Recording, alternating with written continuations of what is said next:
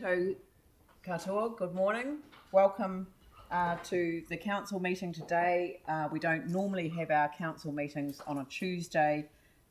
We would normally have them on a Thursday, but we have an LGNZ Zone 5 and 6 committee meeting here in Christchurch on Thursday and Friday, which is why we've moved the meeting to the Tuesday. There is a degree of irony in said arrangements, but we'll get to that when we come to that item on the agenda. Could I invite Councillor Sarah Templeton to open the meeting with a karakia timatanga?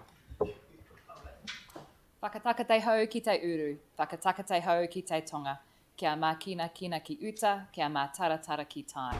He hi ake ana te atakura, he tio, he huka, he hauhu, ti hei mauri ora. Kia ora, thank you. Apologies, I don't have any apologies and everyone seems to be settled in place and no declarations of interest were advised in advance of the meeting.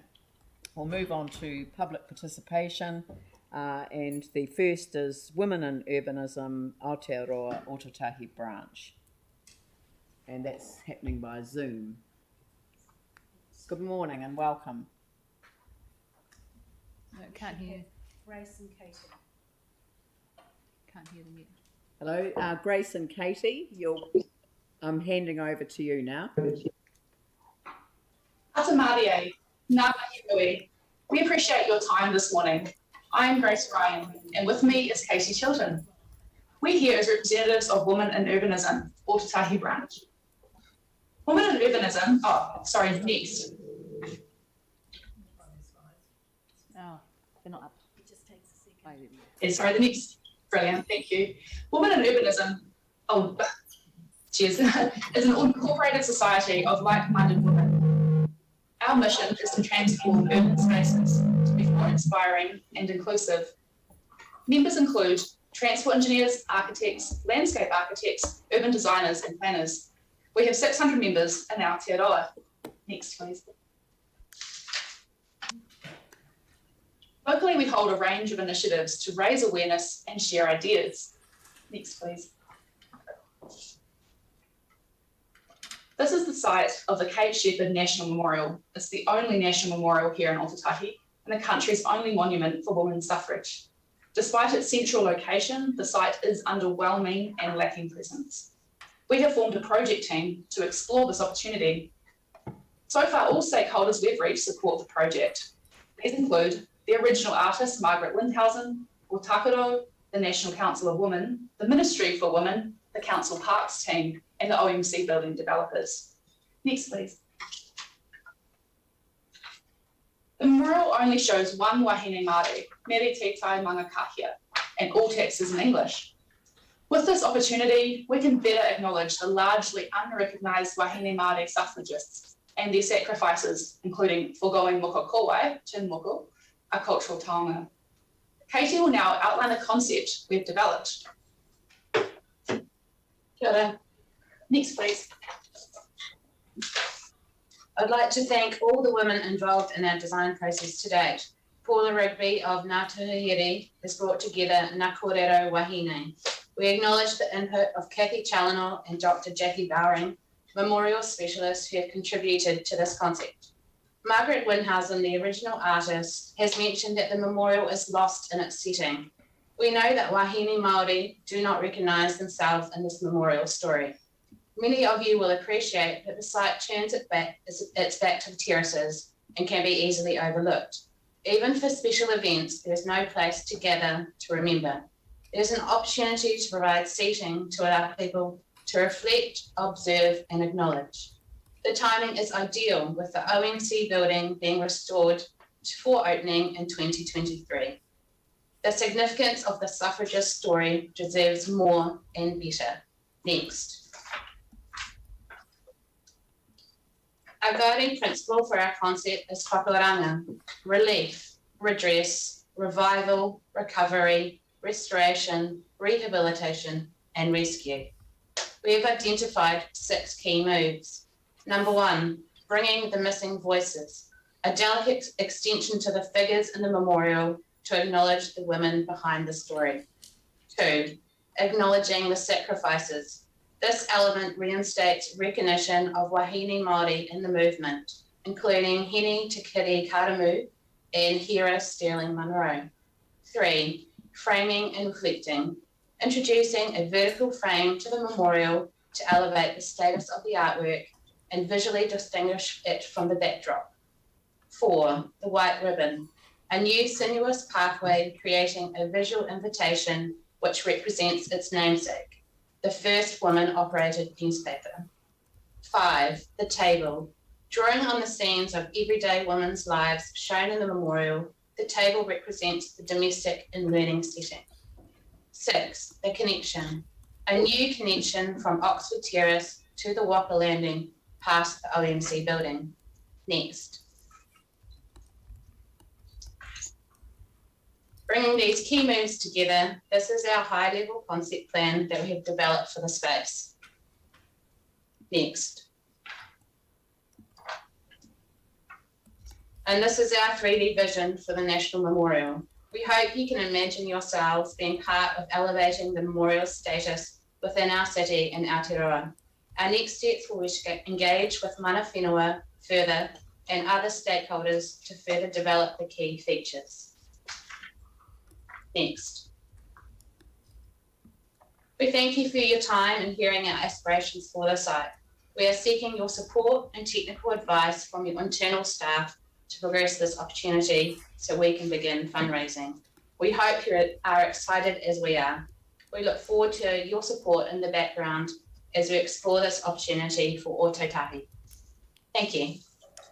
Thank you. I don't think I've seen a presentation that's been better timed for meeting the exact amount of time that was set aside for it. But thank you, that was very exciting and really interesting. And so pleased to see some thought given to weaving all elements of that story together. So congratulations on the work that you've done. I'm sure I'm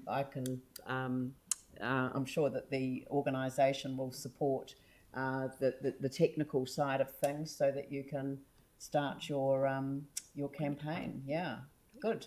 Thank you very much. Thank you.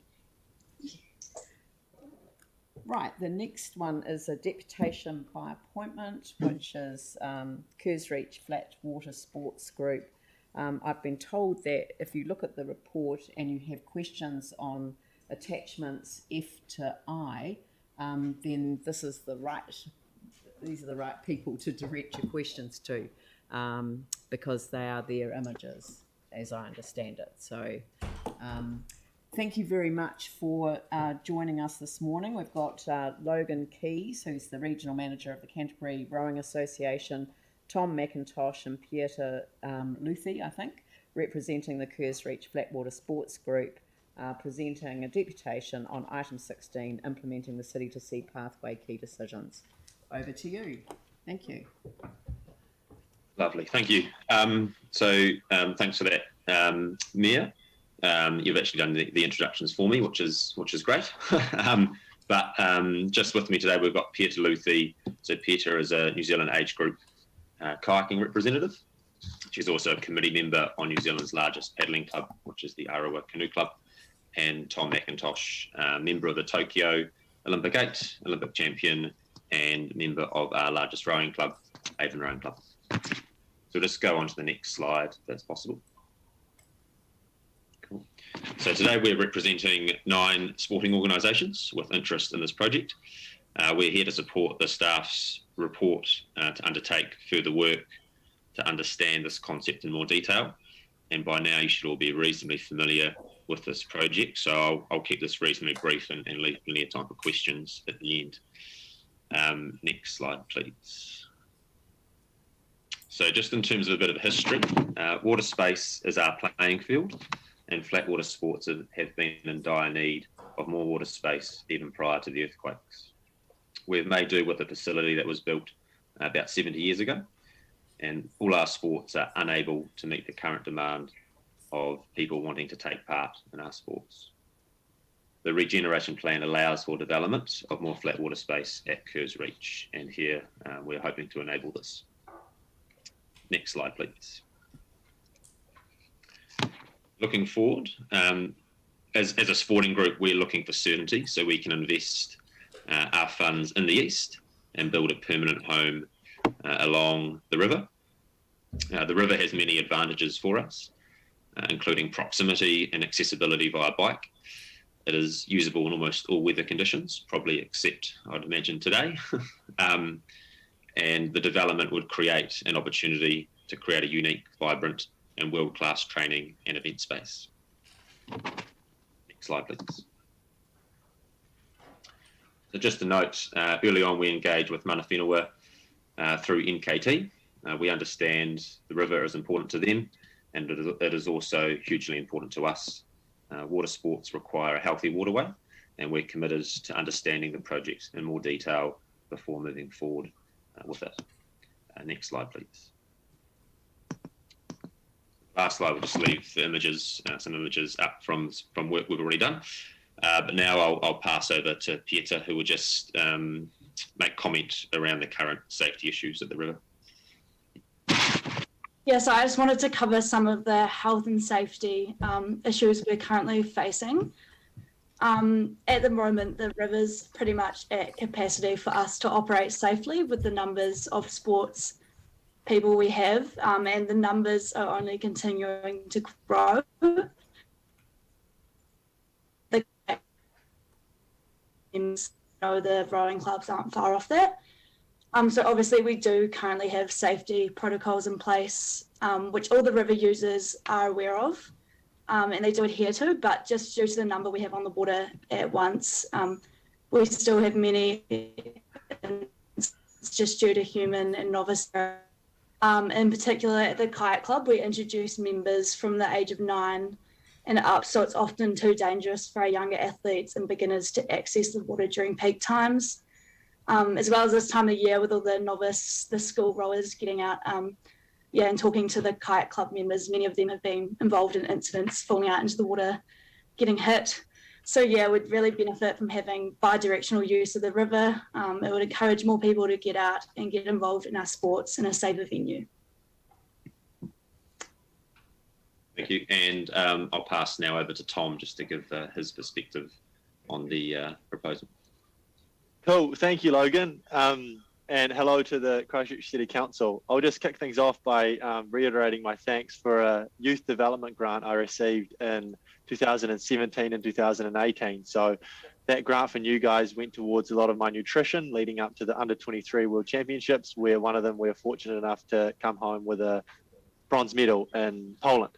I brought this along today with me as well. This is the gold medal that we won in Tokyo, and I know there'll be some people here that are keen to see it, so just thought I'd bring it along and show you what it's like. It's a pity that I couldn't make it down there to show you guys in the flesh.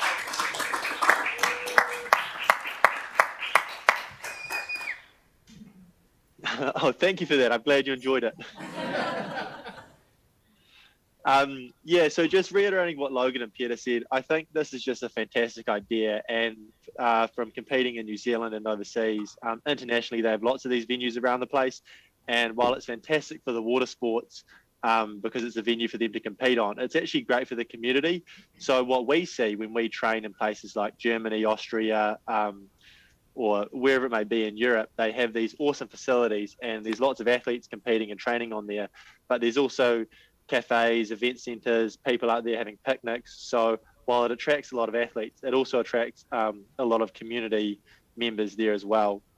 And you can have cool events there as well. So a classic example is a Henley Royal Regatta in England. So that's the equivalent of the national champs. And that's like a massive spectacle. I think the Queen even attends that one. So while we might not be on that scale, it just sort of shows the scope that is available to have a facility like this. And rowing and water sports, they're great for teamwork and they're such a good sport for young kids to get involved in. But unfortunately, there is quite a large barrier to entry. It's not easy. It's not very that accessible to find a big body of water that is safe and kind of a considerate environment to train on. And I think if this facility went ahead, it would eliminate a lot of the barriers of entry to water sports, and it would just be a fantastic thing for the community and also athletes. Oh, sorry, magic. Thanks, Tom. So that's, I guess, the extent of our presentation. I wanted to leave plenty of time for questions. So if there are any questions, I'll answer those in the first instance or push those towards Peter or Tom Right. Look, thank you for your presentation. And the gold medal was just a treat. So thank you for that as well. Has anyone got any questions that they'd like to ask? Aaron. Yeah, Tom, going into the final, did you guys know you could win before the race or was it during? We're competitive athletes, so we always had indication that we could win. Man for man, I thought we could probably do it, but it was just a matter of executing our process on the day. And I thought we did that really well. You know, we were in a position where we trusted everyone in the crew, so I had complete confidence in all my team members. So I just made sure that I did my part, and that was 12.5% of the boat. So I just did that to 100% of my ability, and the other 9 guys did as well. And yeah, and in doing that, you can execute a result that gets you across the line first. Yeah. Yanni. Thank you. I just wanted really to acknowledge the work that you've done on what, you know, previously has been a pretty contentious issue. And is it kind of a fair assumption to make that most of the water sports community is behind this proposal now? Yes, yeah. So, all of the current users of the river are part of our group, or the organised users, I would say. Yeah. Right. Okay. No, that's really good. Thank you. And I know in the briefing you did talk about trying to reduce the waste from the existing structures and reusing them as much as possible. So that's still in your thoughts and planning. Yeah, totally. If we go forward into that next stage, we'll look at how we can reuse existing structures, as well as obviously building more capacity as well. Cool. Thank you. Thank you for the work that you've done. Yeah. Thank you. I think the connection that you've made with mana whenua as part of that whole early engagement has been really important as well. And I mean, the ecological, health of the river is something that you support as well as we require. So it seems to be that we've got to do the detailed work now. So hopefully that's going to get resolved today. So look, thank you very much. I'm looking around the room. But thank you very much for your presentation. It's something extremely positive to look forward to. So thank you. Magic. Thank you for your time. Thank you.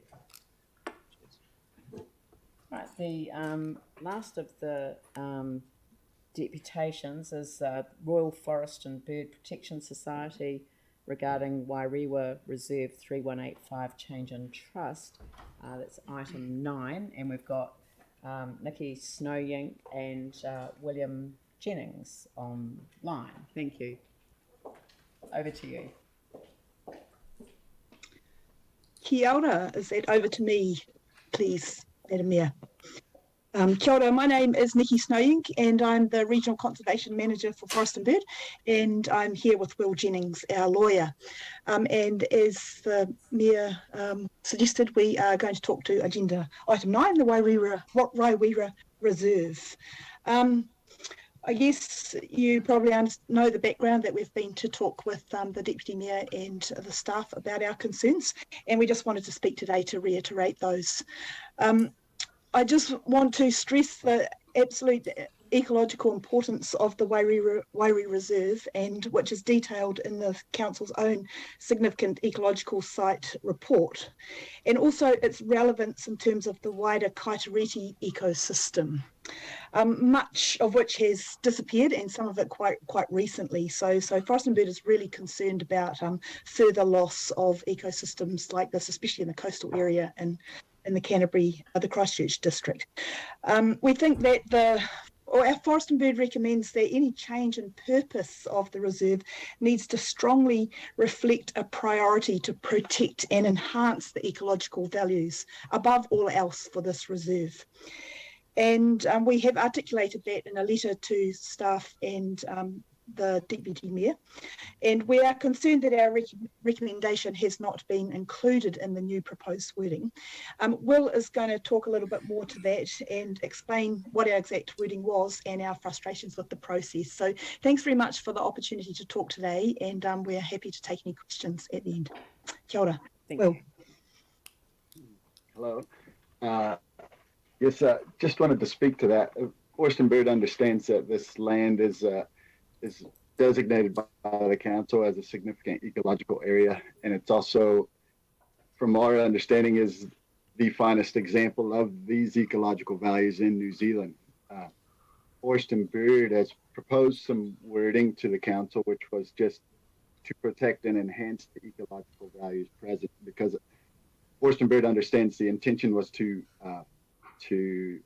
protect the land in the way that it has, to keep it protected. But the proposed wording put forward before the council today is a bit vague and ambiguous and could mean virtually anything. In Forest and Bird's mind, it doesn't actually protect the ecological values that are there. Forest and Bird considers that this decision, actually, with the wording proposed before the council today, isn't a medium significance, it's a high significance decision for the council. Forest and Bird considers that any decision that could reduce the protection of the land for these high values is a high significance to the wider community of Christchurch, and considers that the council should reassess the council's significance and engagement policy and before it decides to pass the proposed wording before it today.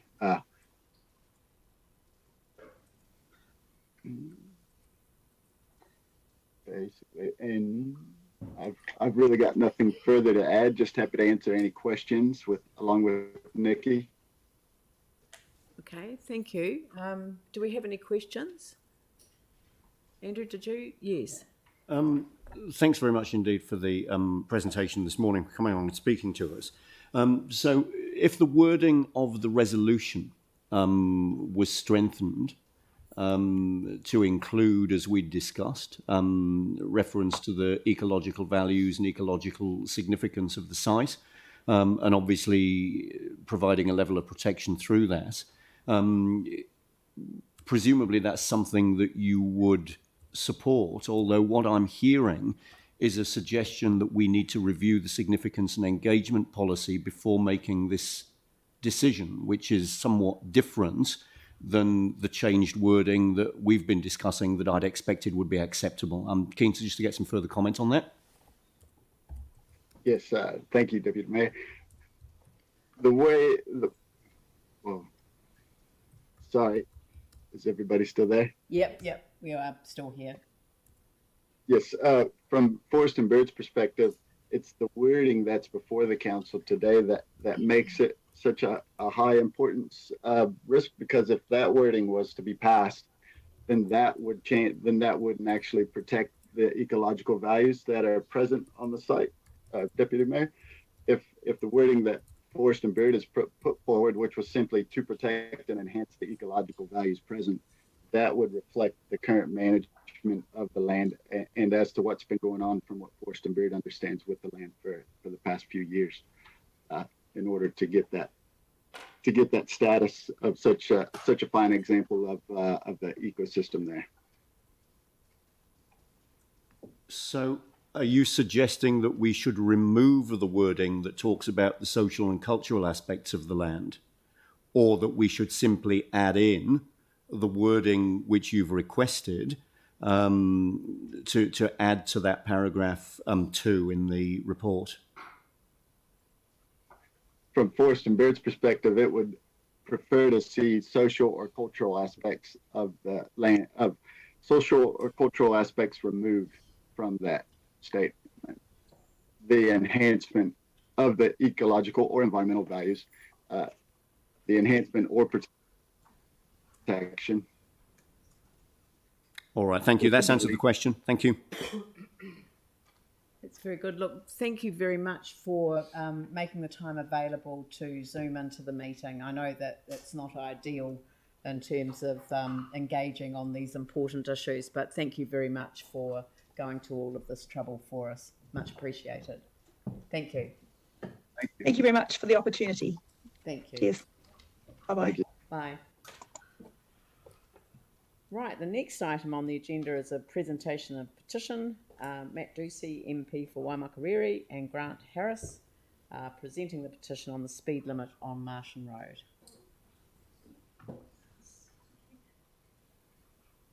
I'm glad that they've used the word Martian Road, because most people say Martians Road as if it's got an S on the end of it, and it doesn't.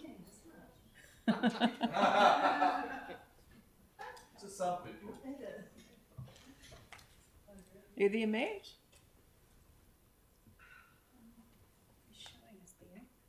He's showing his name's there, but we're looking at the ceiling. Are you lying down? Good morning. Good morning.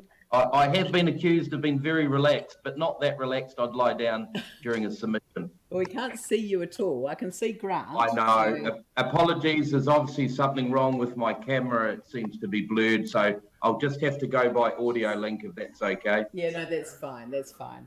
So...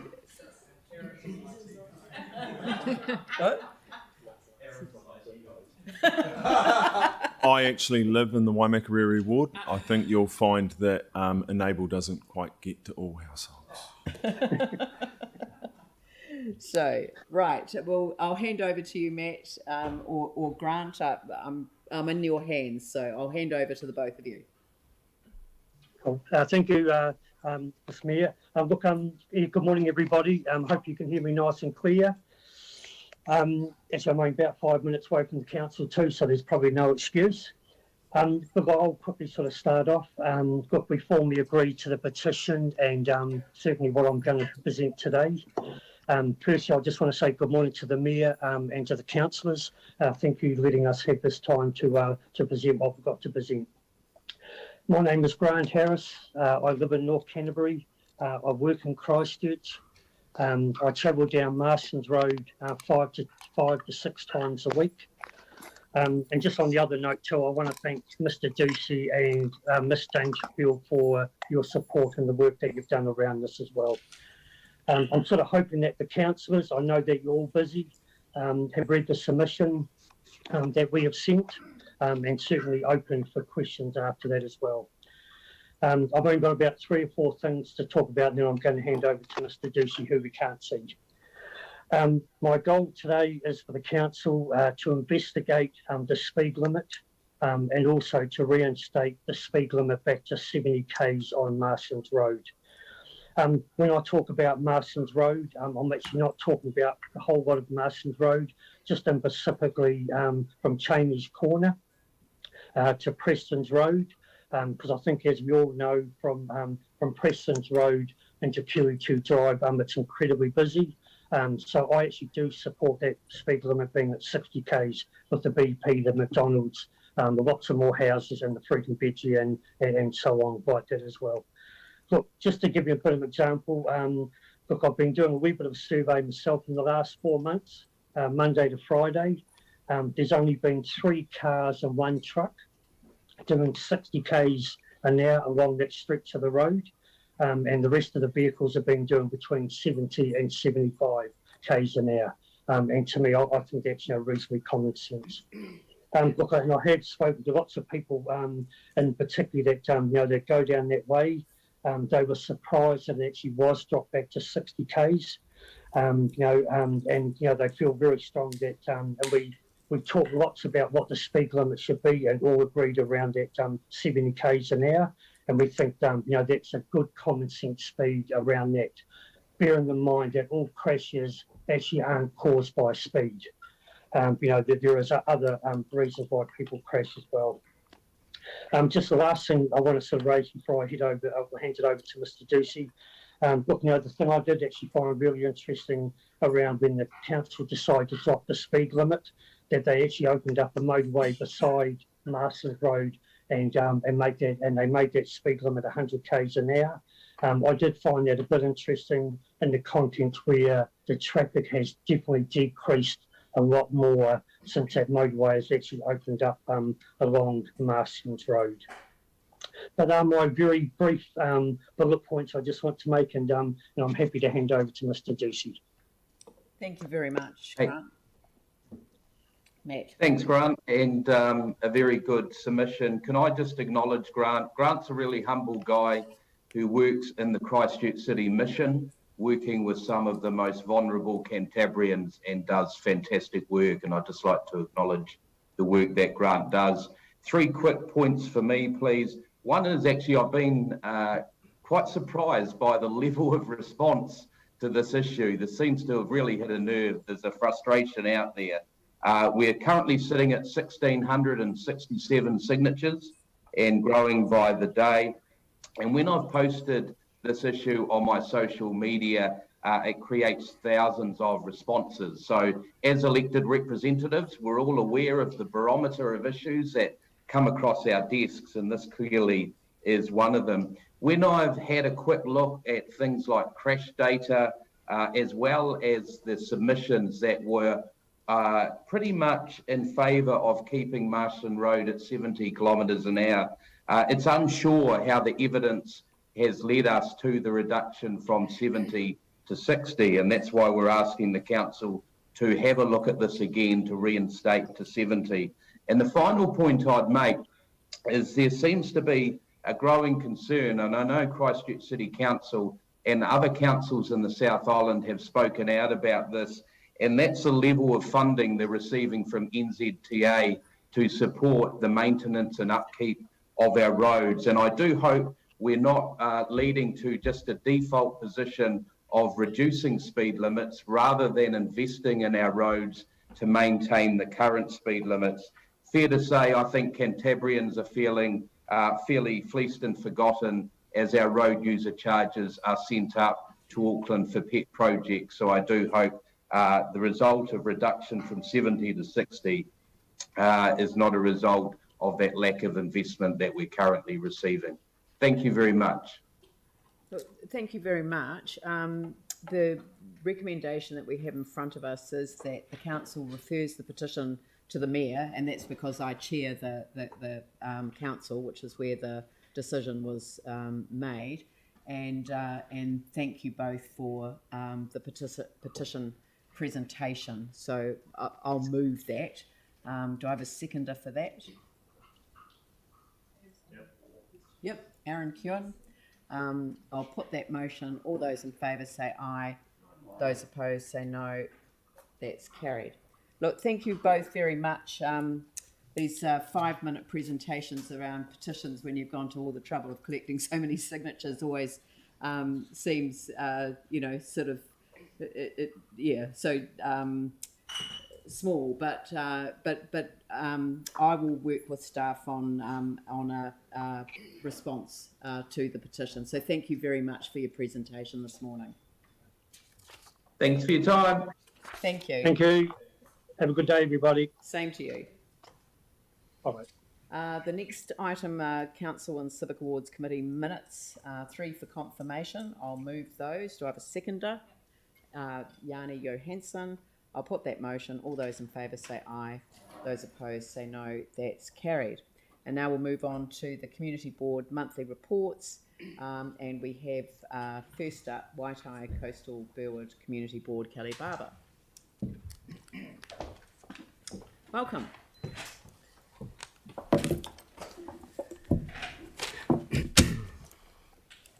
Good morning, everybody. I'm joined by Christopher again.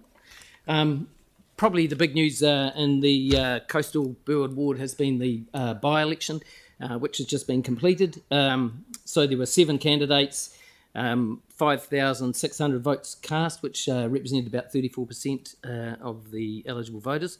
There was a clear winner in Celeste Donovan, who is the New Brighton Residents Association chair. And she'll be joining you next week, obviously, and our board in the next couple of weeks.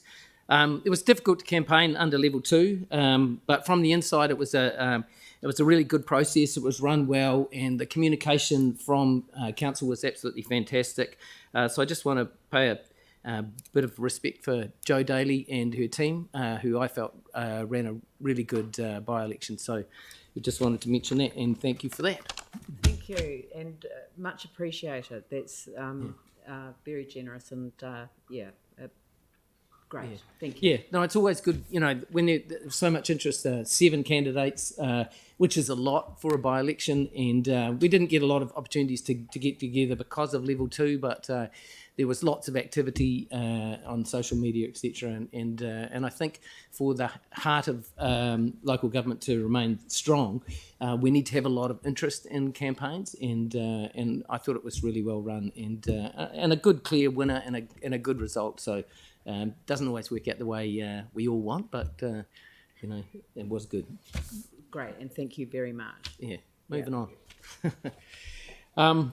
So delegation, decisions made under delegation, our stock and trade, a few stopping restrictions, etc. St Martin's Bowls Club also received some money from us. Now, St Martin's, that's not our area, but a number of our people from our area are members of their club, so that's why they were sort of included there. Moving on to... Yes, so one of the more interesting decisions made under delegations recently was so a corner of the QE2 kind of complex. So I'm talking about the bottom right there, which used to be the old golf driving range. Staff have sort of been directed to put out requests for proposal for the use of that space. And there were sort of three applicants. One was, I guess, we felt that it was probably inappropriate given the level of feedback we were getting from the community that involved greyhound racing. So a couple are moving forward. I think Christchurch Archery, who are looking to obviously move on from Rafidi Domain, and then 5 Under Par, which are a group looking at doing a sort of a development in that area around batting cages and a golf driving range and things for the community there. So we'll see where that goes. It did get a bit of media attention because of the greyhound issue. So we certainly listened to that. So moving on to a group within our community, the Hands of Compassion. They're basically the Compassion Group revolve out of a church in New Brighton and do a lot of really good work in the community, and they've put together another aspect, I guess, which is building a pool of volunteers to do work around the community for local residents, and I really want to highlight their work because it's just community looking after community. And they should be applauded for the work that they do for the local people. Moving on to the next slide. Yeah, so on Sunday we had a great event, again run by the New Brighton Residents Association, but also in conjunction with a number of other groups, and City Care Property helped out. I went down myself, Councillor Major was there, and other members of the board. We spent sort of 3 or so hours just tidying up some of the public areas in New Brighton. It was really well attended. There was probably 150 odd people there. Alex was there with Keep New Zealand Beautiful. And a lot of really good work was achieved. I guess the thing that I really like about this is that it is people taking responsibility for their own area. We often hear that council don't do this or council don't do that. And this provides really an opportunity for people to get in and help and feel empowered to actually take responsibility for their own area and help out in a meaningful way. So it was really positive actually, and I feel like we achieved a lot, but there's still a bit more that we can do down there in the future. Moving on. So I think this is our last item. So. Mia Dalzell, you'll be pleased with this. So the Anzac Fronds, which you probably have all heard were on the Anzac Bridge, are going to be brought back and put beside the road. There was, you can't really see it too well, but in that picture up there, just to the right of the red box is where they were going to be. However, they may have received visitors, cars missing the roundabout, so it was decided that they would be moved to a safer location just to the left there with the red box. So with any luck, they won't be hit there and they'll stay for a while. And so we're going to have a bit of an unveiling on Monday the 15th of November. I know a few of you will be coming down. So we look forward to having that finally return to our community. I think that's the last thing, isn't it? Yeah. Thank you very much. Any questions? Sent you all my fabulous photo of the Anzac Fronds, so I think you've sent me that before. Oh, of course, I've just sent it to you all again, just to remind you how beautiful they were. And I'll add it to the gallery. Nice it is that they should be continue to be reflected in the area. Has anyone got any questions for Kelly? No? Okay, thank you very much. Thank you very much. Cheers. Next is Waimato, Fendleton Waimairi Hereward Community Board, Bridget Williams.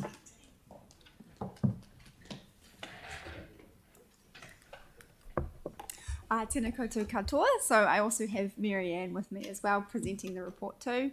But just to kick start, we have, for decisions made under delegation, so we had 4 in particular that were quite big. So one was approve the traffic safety improvements at Clyde Road, Penhillig Place intersection. There was also approving the discretionary response fund requests from FC 2011 Incorporated and the Burnside Park Tennis Club. We also approved a youth development fund request to Burnside High School for their school dance team to attend the national championships, and also amended our board meeting schedule to have 1 formal board meeting per month. Then moving on to progress on board plan priorities. So we were really pleased with the number of responses to our community survey. This is with respect to the safety initiative. The details of the results are in our attached area report. And we were also pleased to see such high numbers of people who feel safe in their homes and communities, which is fantastic. But a little disappointing to see how many people weren't aware of neighbourhood support groups and community patrols. But with this came the opportunity to promote the work that these groups do, which is a great outcome of this project. In terms of the island stream, you'll be aware that funding has been allocated in the LTP for this project. It's great that staff are keen to work with the local community on developing the scope of what this project may involve, and we are looking forward to seeing the outcome. And the other item we have to discuss with you today is the University of Canterbury Athletics Club. So the board had a briefing with the club about their relocation to Fendleton Park. The club had previously been based at Westburn School, but have been looking for an alternative site. And they've been working with our Parks unit and Sport and Rec unit to look at other options, and Fendleton Park has been identified as an ideal location. So stage 1 includes the marking of a 300-metre running track and temporary discus, shot put and long jump facilities. And the council's little marking robot has been busy painting the track, which will soon be used by enthusiastic runners from ages 4 years to early teens. The next stages include making the facilities more permanent and also looking at storage options. And that is our report for you today. Happy to take any questions. Questions? No? Thank you very much. Thank you. Thank you for your report. Mike Mora, zooming in.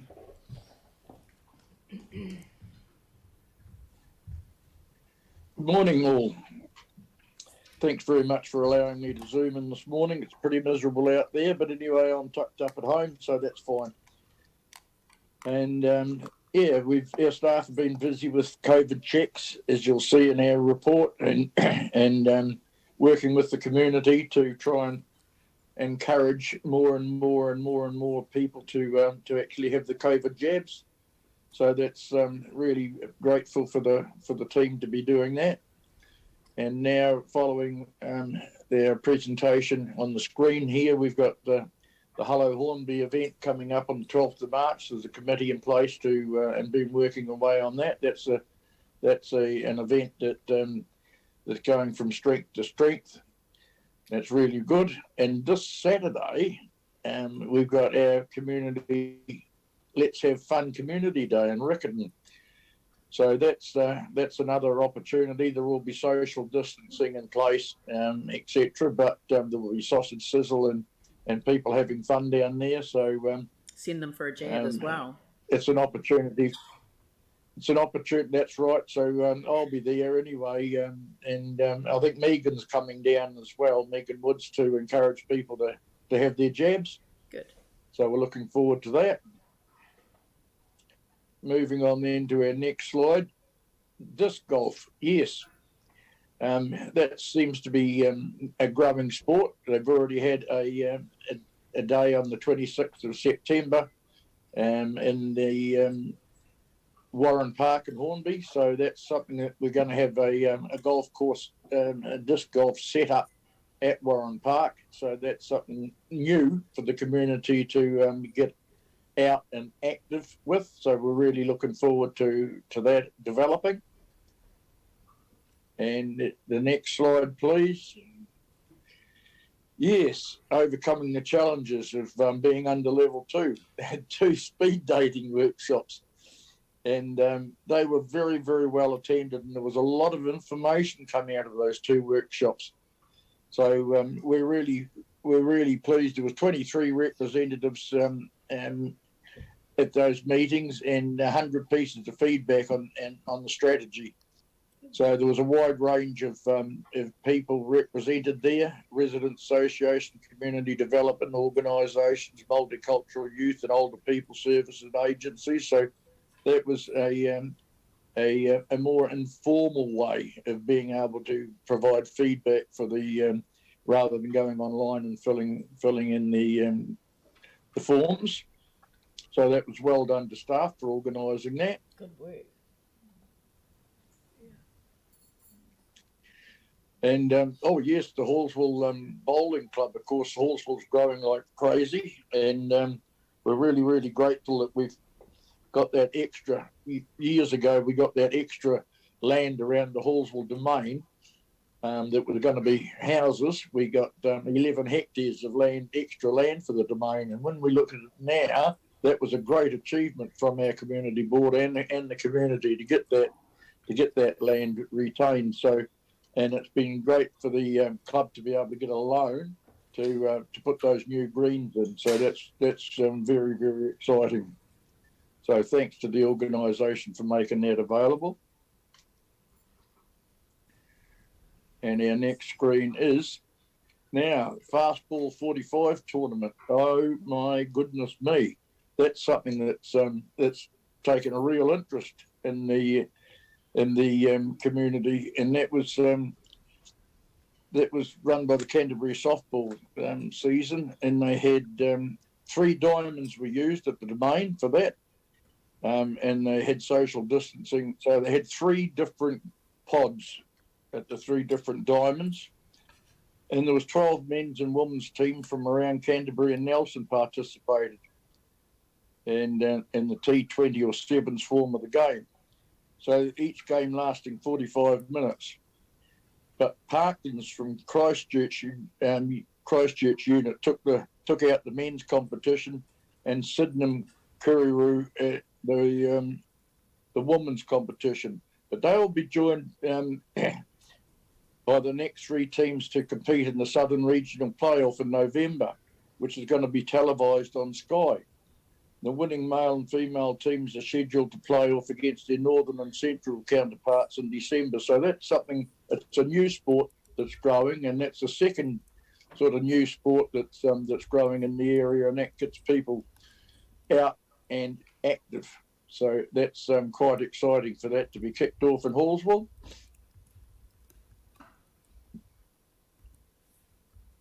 Yep. Is that the last of our screens? It is. But other than that, I'll take our board report as read, and just like to highlight the other work that we've been doing with granting funds and progressing our board plan. And there has been a bit of a slight hiccup in the delay in the Hornby Centre, because we're still waiting for the friction piles to come from overseas. That's been held up, of course. Well, not of course, but it's a bit disappointing. But anyway, that's on its way, so we're really looking forward to that happening. And we've been working on stormwater management plans for the Opawaho and the Hiratuni Hallsville river catchments, and also working on our Otatahi community strategy and residential intensification. So we've been busy. Our submissions committee has been really busy, and staff have been really working well with us, Leanne and councillors, to get these submissions sorted out and in on time with the COVID restrictions we got. So really appreciate that. And the other thing that's ongoing in our ward, of course, is the intensification of quarries getting closer and closer and closer. Like we've got quarry applications down Roberts Road, which is in High, and it's just by the Gilberthorpe School. We've got Fulton Hogan and other companies quarrying right on our back door. So we're really concerned about that. And so we're keeping a very, very close eye on that, I may add. So let's hope that we can get some sense in that. So we're also hoping that we can get some national standards on quarry setbacks throughout the country. So we're toiling away with that. And other than that, that's all from me, unless you might see if there's any questions for me, Leanne. I will do that. Quarries are certainly a major problem. So it's no, that was me just being a little bit naughty. But no, I did actually raise that as an issue in relation to our submission on the natural and built environment, which is the first of the pieces of legislation that will replace the Resource Management Act. So it was certainly an issue I raised on behalf of very much your community board. So you'll be pleased to hear. Oh, and that has actually led Mr. Major to put up his hand to ask you a question, Mike. Certainly. Hey, Mike, how you going? Good, thank you.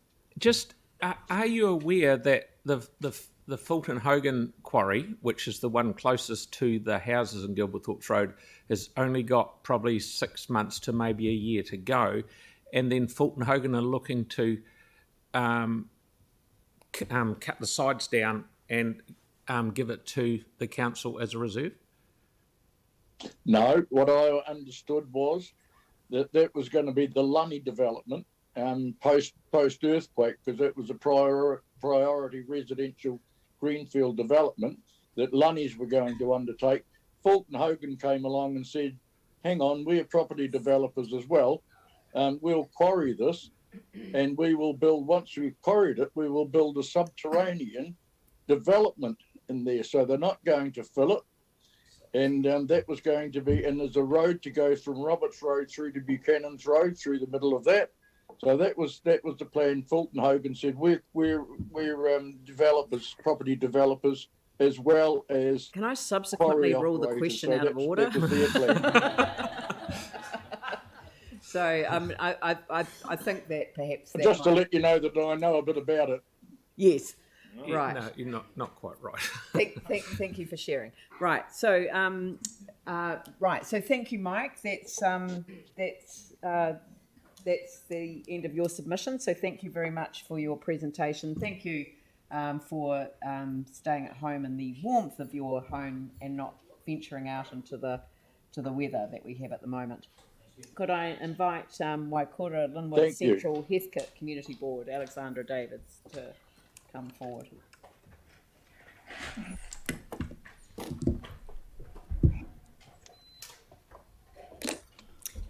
Kia ora everybody, and thank you for having us with you this morning. I will take our board report as read, and we'll be focusing on a few more current things because our board report relates to basically everything I spoke about last month. So this will hopefully be the last time we come and brief you on Te Pou Toitoi. Because if we're coming to talk about it, there's probably going to be an issue, and of course we are going to have no issues with our new amazing facility. So we had our opening on the 1st of October, which was really fantastic. It was a shame that of course we're in level 2 and we couldn't have a huge community opening, but it was good all the same. We were able to recognise people that had been involved with the pool for many years, including Bob Todd, and we wanted to say thank you to the project team Apollo and everybody that was involved in the construction, and also a massive thank you to council staff that have been involved with this project. We would like to say a massive thank you to all of the councillors, both past and present, for actually seeing the importance of investing in the future for this community as well. So thank you all, we really appreciate it. And we also wanted to acknowledge those that couldn't be there with us on the day, including Sally Buck, who was a massive advocate for this area. Yes. And thank you to our communities for being so patient. But yeah, it's very exciting. And to give you an update, we've had people lined up outside waiting to get into the pool over the school holidays. So it's been really awesome. We have spoken about our sustainability charter launch and forum. Now we've had to put that off again. But just to give you a quick update, we will go ahead with it on the 19th of November, regardless of COVID restrictions, and we will just make that work for our community. Yes. So these are our tunnel houses. The board funded a joint project for Smith Street Gardens, Roy Marta Commons, and the Linwood Community Centre. The tunnel houses are now on site and the irrigation system is in and the skins are on as we speak. Now these tunnel houses will enable the community garden groups to get a jump on the spring planting of seedlings, and it will offer all of our local gardeners the chance to learn how to grow their own plants and produce at home through the community courses being offered in the collaboration called Edible Streets. So it's a really awesome community initiative and we're pretty stoked to be able to be part of that. So we've had a few issues with mobility parking curb cut downs. So this photo was taken in Redcliffs, where mobility parking has been provided for those who need it, which is absolutely fantastic. However, as you can see, the curb edge is too high for anyone with mobility issues to actually get in and out of their cars, especially if you're in a wheelchair, which is obviously not ideal. So the board is advocating that this is remedied where applicable, and that in future planning for mobility parking takes the shape of the curb into account, which I think we could all agree is quite logical. So just something we would like to bring to the attention of council. Can we get? It looks like it's cut down. So originally it went in with no cut down at all. So the mobility park went in and there was no cut down. So it's taken about 8 months to get a cut down, but the contractors installed one with a lip instead of a smooth edge. So that's going to be remedied. Right. So the standard is actually smooth, but the contractors put in the wrong one. So, but it's just taken forever. So yeah, but it went in initially with no cut down at all. Right. So just being aware for that not to happen in the future.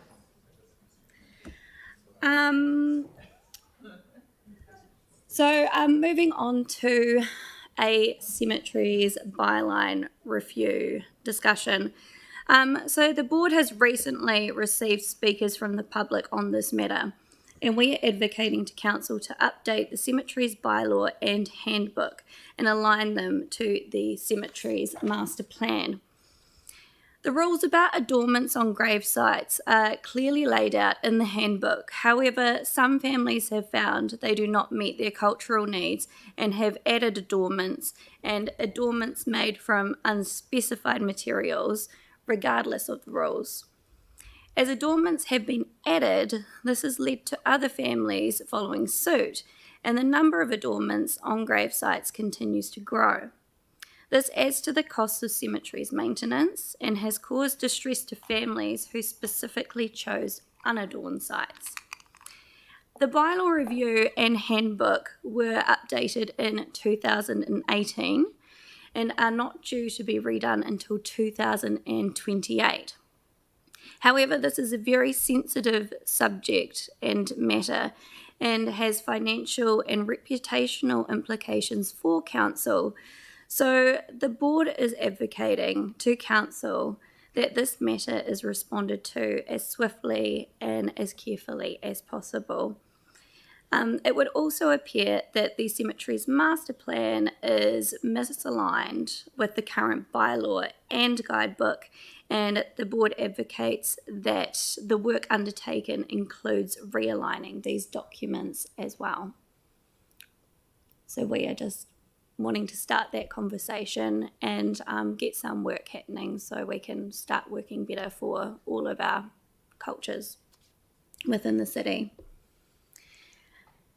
And then we are just updating you on Biketober. So most Biketober events are happening despite Christchurch being at alert level 2. And a few events have been cancelled while others have been adjusted to fit in with alert level rules. So if anybody wants more information on Biketober, you can visit the Biketober website, go onto the calendar, see what's happening day to day, and get involved with the Biketober passport competition. And that is all. Just playing around with some wording here. Request staff investigate an appropriate response to the matters raised regarding the cemetery's bylaw, guidebook and master plans, and provide advice on this. And originally it was to say to the community boards, but I think the advice should come back to the council on the basis that it may require an amendment to the bylaw. So rather than ruling it in or out, absolutely, it just means the report comes back here initially and then we get to consider that. Yeah, I think that's fantastic. No? Council or the relevant committee, yeah.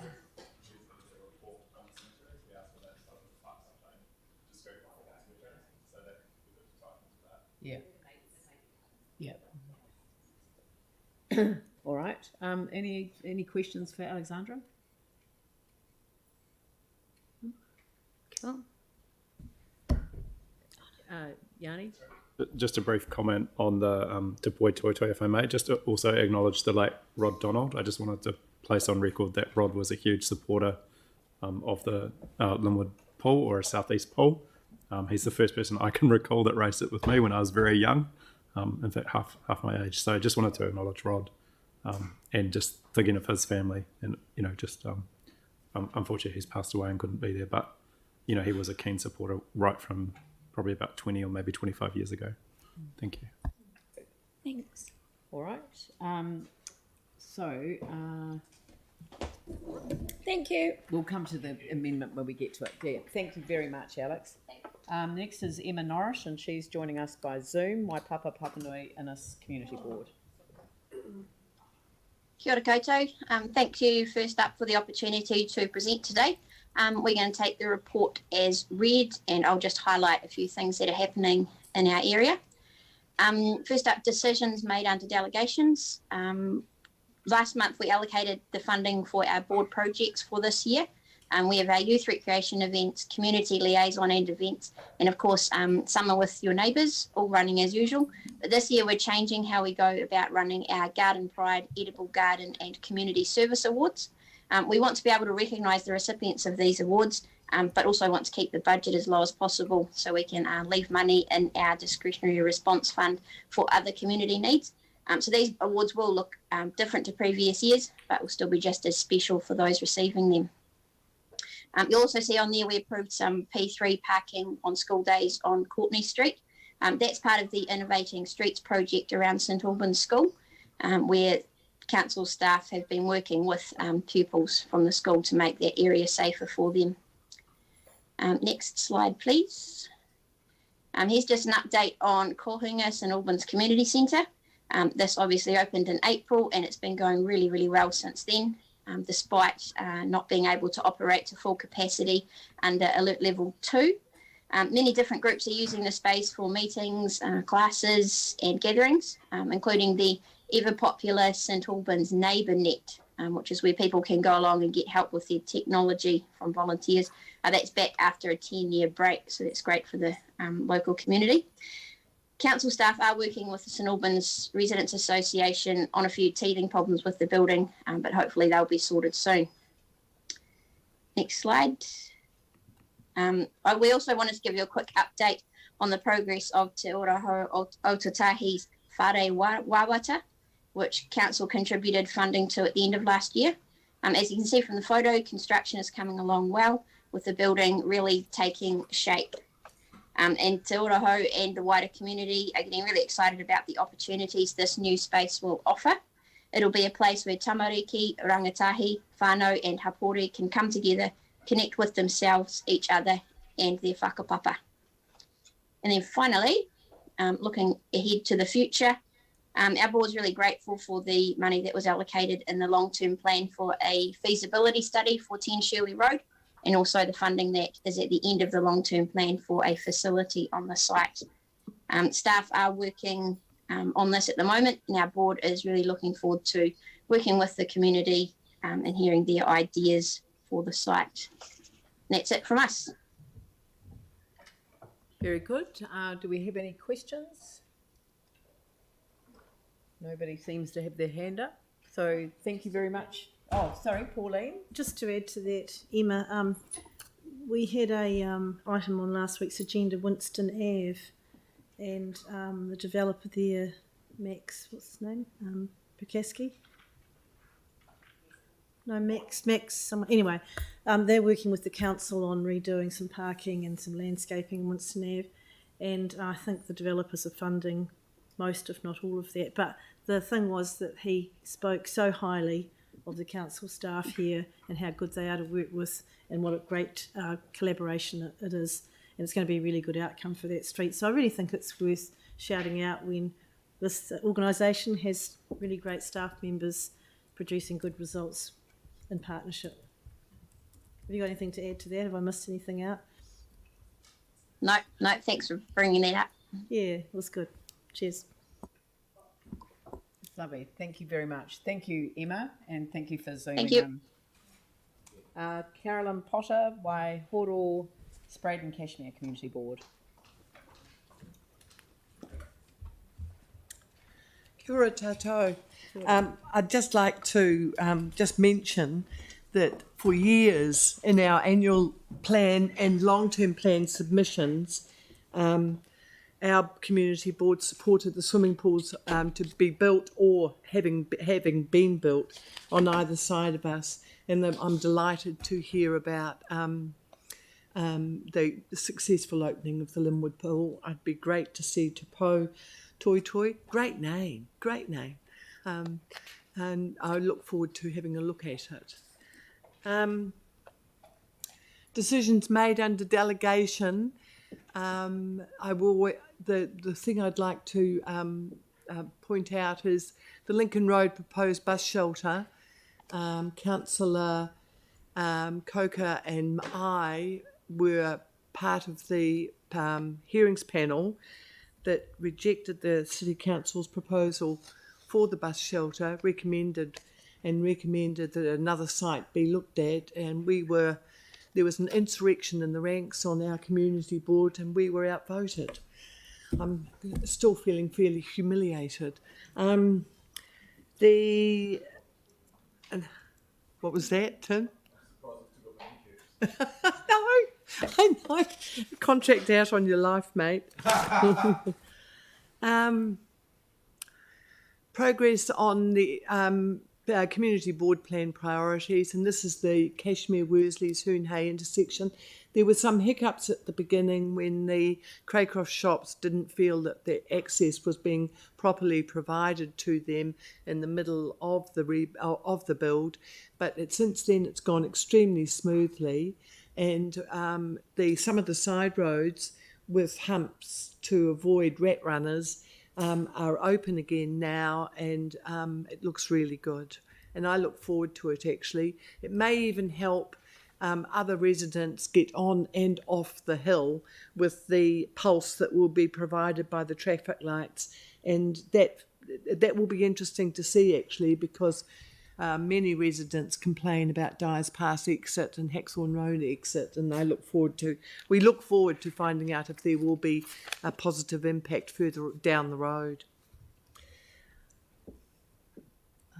The next one. Yes, please. Oh, that's just another part of it. Keep on flicking through. That's your last one.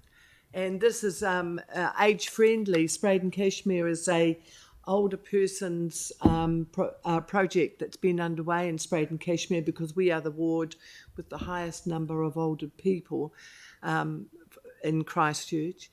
And this is a project that's been is chaired by Simon of Age Concern, Templeton of Age Concern, and the committee had celebrated International Older Persons Day, and they have been concentrating on transport, and in particular bus transport in our wards, and with an emphasis too on how people get to the bus stops. Just for instance, there's no bus available to me within walking distance unless, and this was a proposal that Helen Mountner, when she was a community board member, put forward to Age Concern, and that was the idea of seating between the bus stops. So even though the bus stops are further away than is appropriate, i.e. 500 metres, they're further away from many of us in our wards, they are trying to alleviate the situation with seating in between the bus stops. And they celebrated in other respects as well. Thank you, that's all. Thank you. Do we have any questions?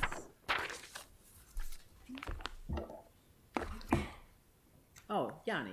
Just, I just wanted to acknowledge you, Carolyn, for the huge advocacy you've put into barrier-free access and disability issues. And I don't know if your board would be keen to go to Poi Toi Toi, or you would, to have a tour, but you can see some of the improvements that we've made as a council, which is really worth celebrating.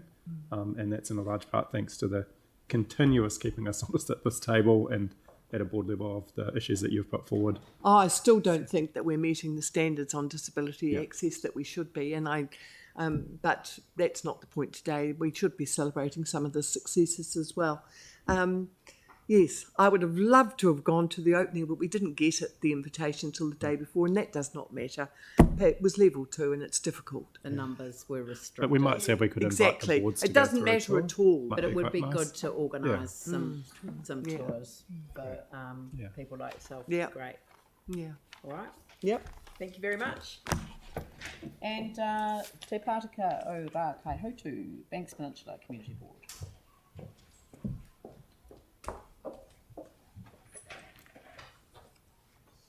Morena. Morena, welcome. Right, I'll try and manage this.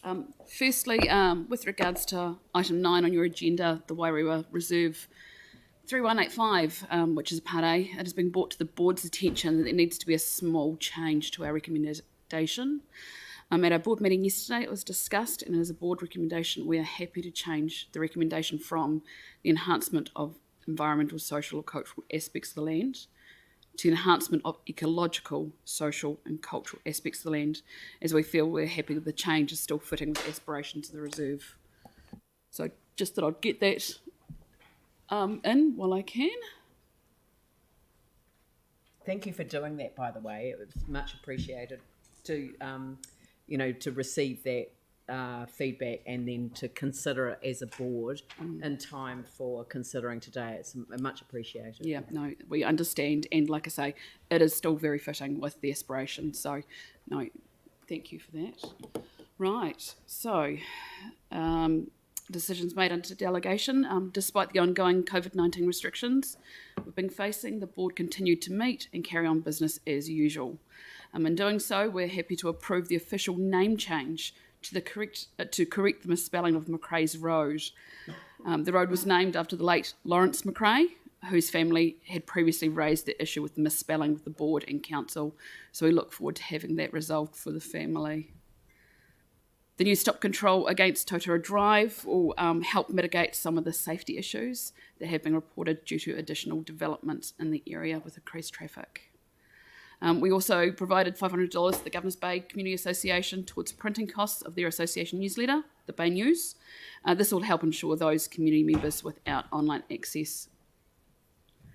Finally, we approved the appointment of a facilitator for the Ekaroa Water Treatment and Reuse Scheme Community Reference Group. This is another important step, as the Community Reference Group will be working to help ensure the community concerns about the scheme are listened to and addressed where possible. We heard yesterday that they've already had 2 meetings, so that is going really well, and some good feedback coming from the group already. So it's exciting. Another bit of exciting news. Can change that, maybe? Yes. Well, I'm paper hanger. Yeah. Okay. Some more good news. Look, we are very grateful to have the Ekaroa Service Centre back up and running. The board is very pleased to acknowledge the reopening in the historic post office building. It is now new operating hours from 10 till 2 Monday to Friday, with 2 staff present during those hours. One of whom will be working online with the call centre, and another at the counter dealing with face-to-face interactions with the community. The community advocated strongly for the return during the LTP process, and it was great to see several community members turn up on the first day to welcome staff back into the service centre. That was a real feel-good thing. The board is grateful the community has the support and access it needs to when engaging with council. We are, however, a little disappointed that the request for technology updates to the Little River boardroom were not deemed affordable. Spreading our meetings across the peninsula is important for engagement, and direct community access to decision-making process is really important to the board. Enabling remote access into meetings is more critical than ever now. The board will continue to advocate for the resources we need to support all of our communities across the peninsula.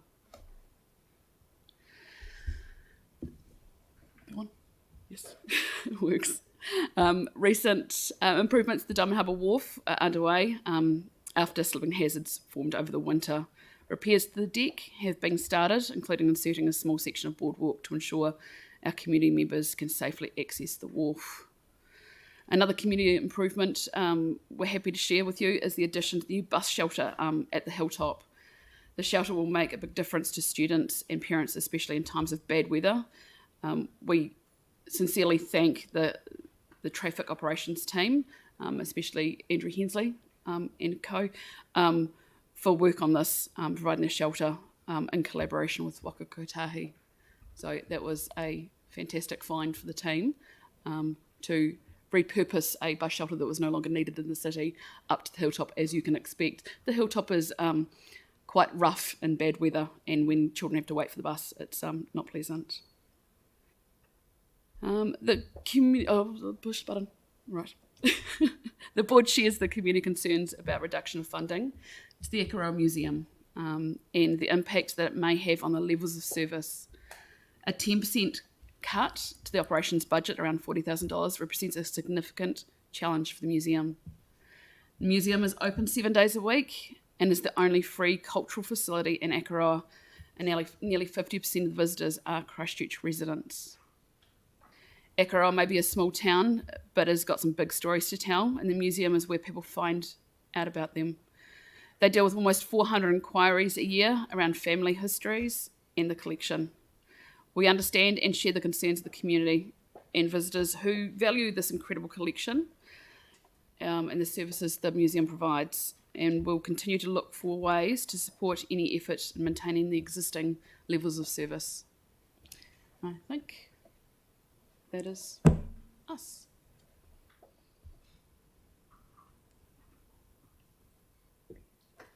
Very good. Thank you very much. Andrew. Thank you. Tori, thanks very much indeed for the presentation. I just wanted to pick up on the issue of the board's position on the paper that we'll be considering shortly on the Wairewa Reserve 3185 and the change in trust. I just wanted a clarification. What the board responded to yesterday was the written request that came in a memo from Bruce Rendell to update the board, that we add in the words enhance the protect and enhance the ecological, social and cultural aspects the board didn't express support for removing the words social and cultural. No, we find that for our community, especially speaking of as on behalf of the representation for the Wairua subdivision, it is very important to still have the cultural and social aspects as part of this. So the main thing we talked about is changing environmental to ecological, and we found that very fitting. But I did hear the presentation this morning, and I don't think it would make sense to drop those other two words, because I still think that fits with the nature of the reserve. Yeah, thanks for your guidance on that. Thank you. Thank you. Mike. Thanks, Tori. Just on that, I guess when I read that, the word that concerns me is or. Yeah. So basically it allows two of the three to actually decline and not be enhanced. So that's my concern. Yeah. Do you see that? I saw that just before when rereading that again and again, and I think that concerns me as well, that there's an or. To me, I'd think and would be appropriate. Yeah. Would be appropriate and more fitting for what we were trying to have the change the reserve purpose for. I don't think we were meaning to leave out anybody. I think we were trying to incorporate. But yeah, like you say, that word or is not appropriate. So thank you, Mike. I did spot that earlier myself. Thanks. Can I get a nod from the back of the room? Yep. Thumbs up. Good. Just checking. All right. Any other questions for Tori? No. Okay. Look, thank you very much Thank you, guys, for coming in. And if we could go back to the council decision, so I'll move that we receive the monthly report from the community boards September and request staff investigate an appropriate response to matters raised regarding the cemeteries bylaw, guidebook and master plans, and provide advice on this to the council or the relevant committee. That is seconded by Pauline. Any discussion? I'll put that motion. All those in favour say aye. Those opposed say no. That is carried. It's 10:52. I propose we deal with Wairua Reserve 3185 change in trust. We have that in front of us. Would you like to move that, Andrew? And do I have a seconder for that? Pauline? Are there any questions of staff? Is there any debate? I'll put that motion. All those in favour say aye. Those opposed say no. That is carried. Thank you very much. Oh, we're on a roll. Audit and Risk Management Committee. No, we'll do the minutes before, but Kim's going to arrive straight after morning tea. So we'll just do the 10 and 11. So that's moved by Sam, seconded by Andrew. Put the motion. All those in favour say aye. Those opposed say no. That's carried. Health and Safety Committee minutes. Take it as read and happy to move. Happy to move. Do I have a seconder for the Health and Safety? Phil Major. I'll put that motion. All those in favour say aye. Those opposed say no. That is carried. I might as well quickly, in 8 minutes, do my report. And, where is it? Yeah, I know. I just want to open it. 131. Right. So, with this one, I did start off. I took a fabulous set of photographs during the lockdown in the central city, and I discovered some more street art. Now, this one sits in behind. It's Dastardly and Mutley, if those of you who can remember it. But I just think it's just such a fabulous image. But it sits in kind of appropriately behind, what's that pub called, Gary Moore's? Smash Palace. It sits in right, so that fence sort of sits in behind Smash Palace. Anyway, it's great. I just thought I would comment on the Three Waters reforms, and I know that we're going to discuss that in another context as well. But there has been a lot of misinformation generated as a result of the debate around Three Waters, and I just wanted to remind people that this goes back to the contamination of drinking water in Havelock North, where 5,000 people were affected, and 3 to 5 people died. Naturally, there was an inquiry, but it was the national government that was in place then. So this has been an issue across governments, I guess, is the point that I'm making. And they initiated what was called the Three Waters Review. And all of the information around the Three Waters Review sits on the website, but you probably don't see it when you go onto the Internal Affairs website because they've focused on the Three Waters reform. You've actually got to go into the Three Waters Review to see what led us to this state. Now, what led to a complete review of Three Waters goes even deeper than the incident that occurred in Havelock North, because Havelock North was just drinking water.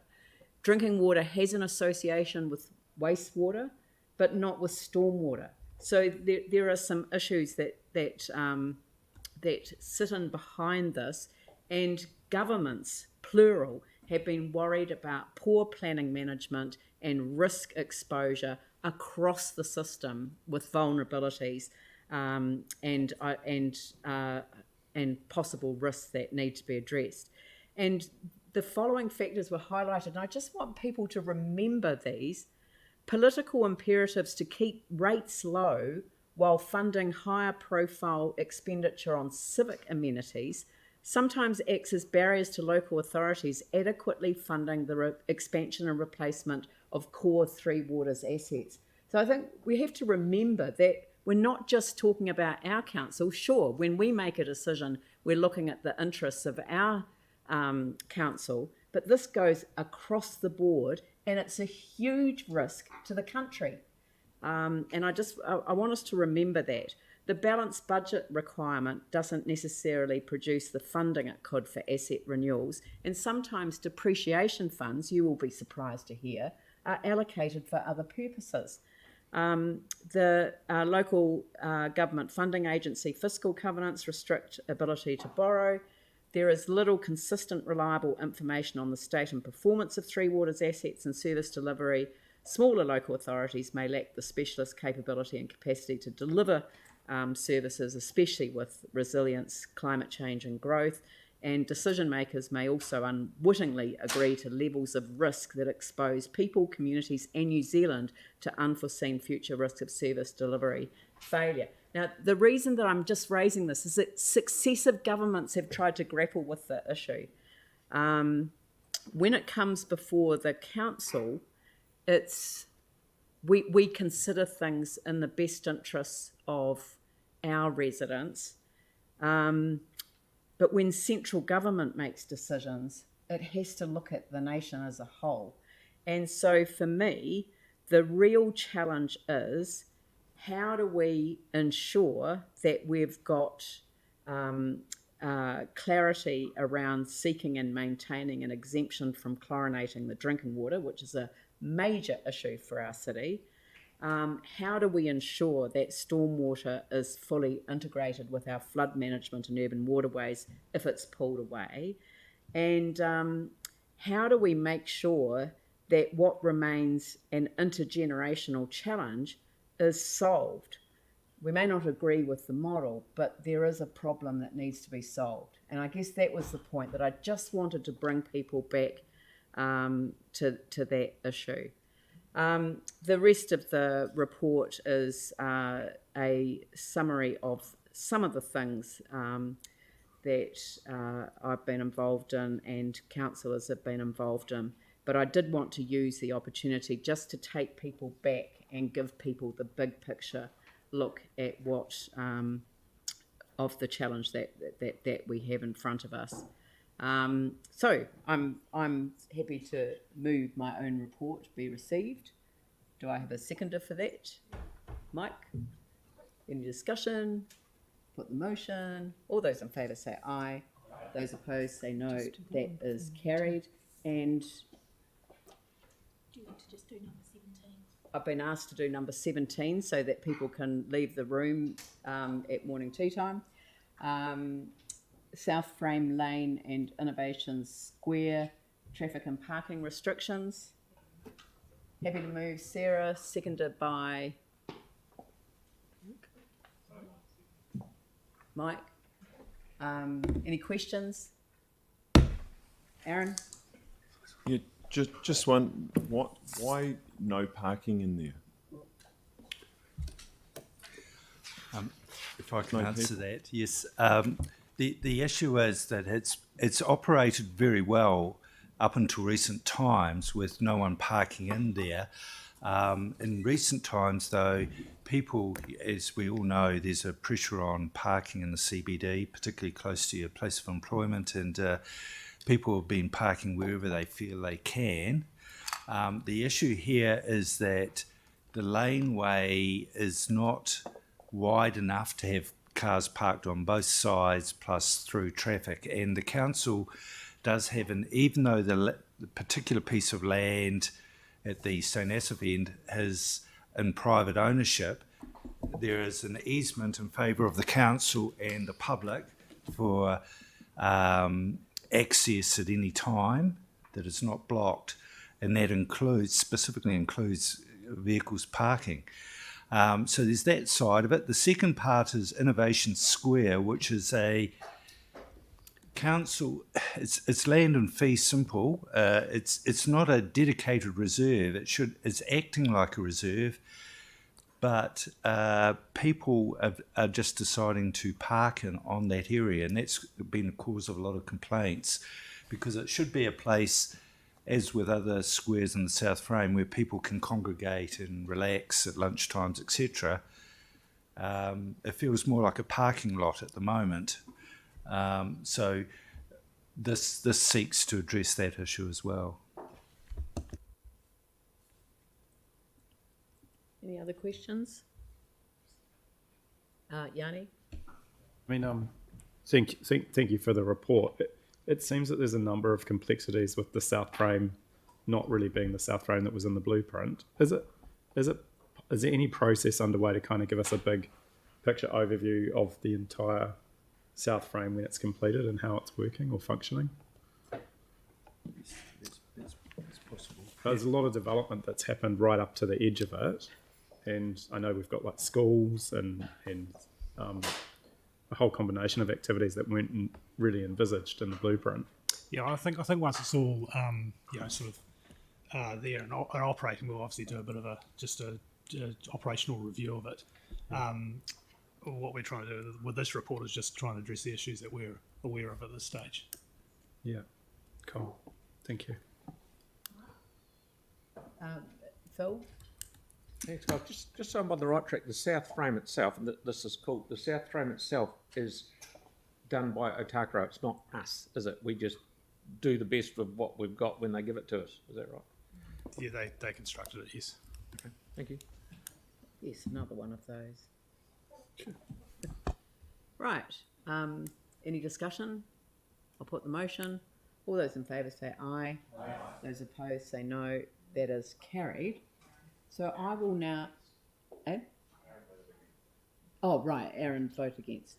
So thank you very much. And so I'm going to adjourn the meeting, and when you've switched off the live stream, let me know. And...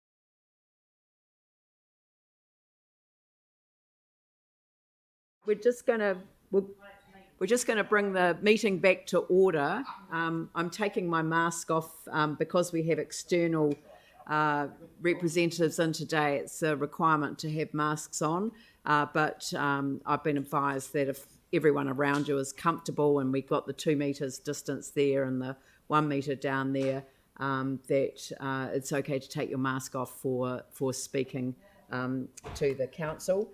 And so we dealt with the minutes of the Audit and Risk Management Committee, so now we move to Council Draft Annual Report for the year ended 30 June 2021, and we also have the Interim Audit Management Report. So I'd like to welcome Kim to the meeting, who is our Audit and Risk Management Committee Chair. So thank you. Morena, and thank you, Leanne. I'm Kim Wallace. I'm the Chair of the Assurance and Risk Management Committee for Christchurch City Council, and it's a pleasure to be here today and to be at the end of the audit process. So just a couple of points I'd like to note ahead of passing on the recommendation from the committee.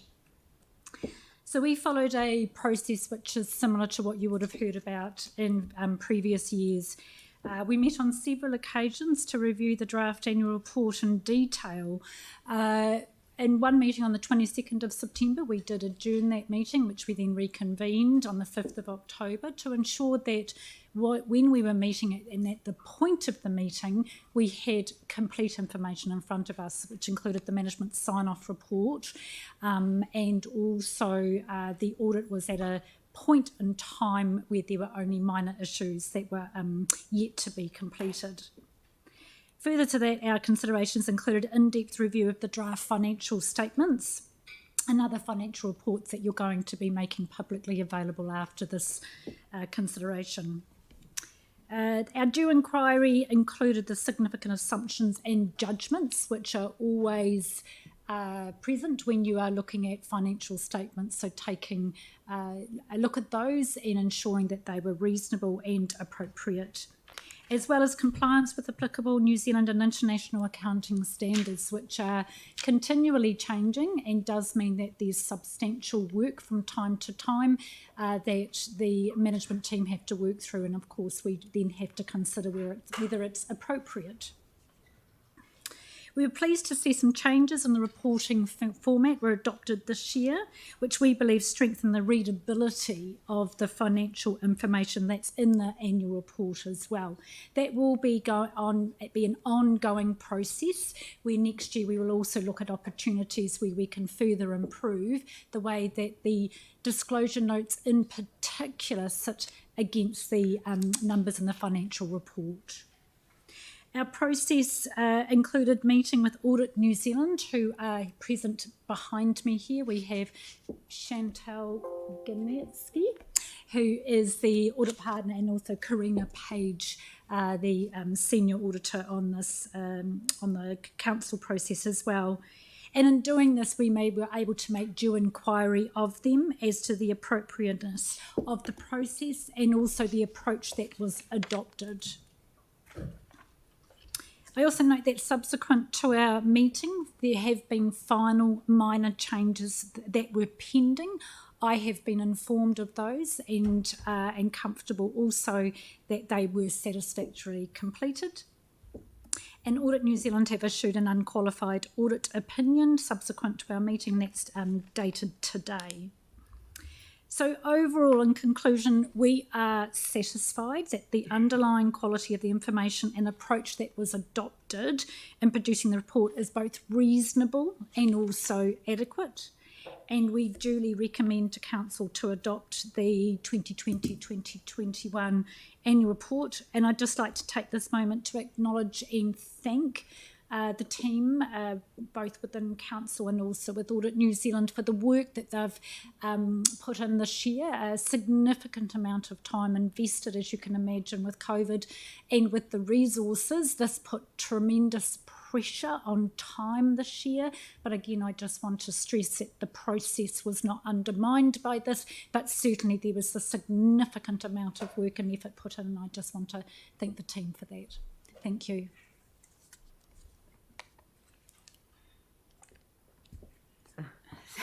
Sorry. I'll speak so This you is don't have to take the mask impossible.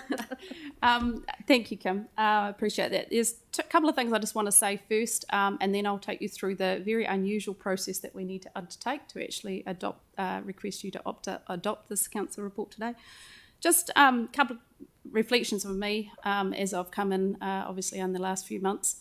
And I've been told a number of times in the last few weeks that no one actually ever reads this 290 pages. I can guarantee that the people around this table have read it a number of times. But I do think it is quite important, and we will get a summary version out within the next month for people to read, which will be a bit easier. But there is some really good messages in here. And I do urge everybody, including the public, to actually do read some key messages that are coming through here. As the CFO, obviously, I take great pleasure in looking at the NPAT, but from a council point of view, that's sort of a given, and it's expected to be an NPAT. So our NPAT of 95 million is success, and our total assets of 15.9 is quite crucial. But actually, what is more impressive from this annual report is that in spite of COVID, the council has delivered 89% of a capital program, both core and external. That we have not needed to borrow the 36 million of COVID debt that we expected to in the last year. That was required because of the operational savings, that we've achieved further operational savings and increased dividends from Christchurch City Holdings this year due to the sale of Rebus. That the airport and the seaport, the two commercial entities that have been significantly impacted by COVID, have still exceeded their results this year, which really sets us up for the future. And even though I'm an accountant and I love numbers, there are some quite key numbers that I think we should also look at, which are not just financial. We have actually replaced 15 kilometres of water supply mains. We've managed to reseal 78 kilometres of roads. We've processed 4,806 new building consents. We've received 6,109 walk-ins into our front desk. And working with our OCHT, the Otatahi Community Housing Trust, who have managed to add 118 new homes into their portfolio. This is what I believe is the success of this annual report. And on that basis, what I would request is that we just go to our recommendations, unless there's other questions. Do you want to open to questions, Mayor?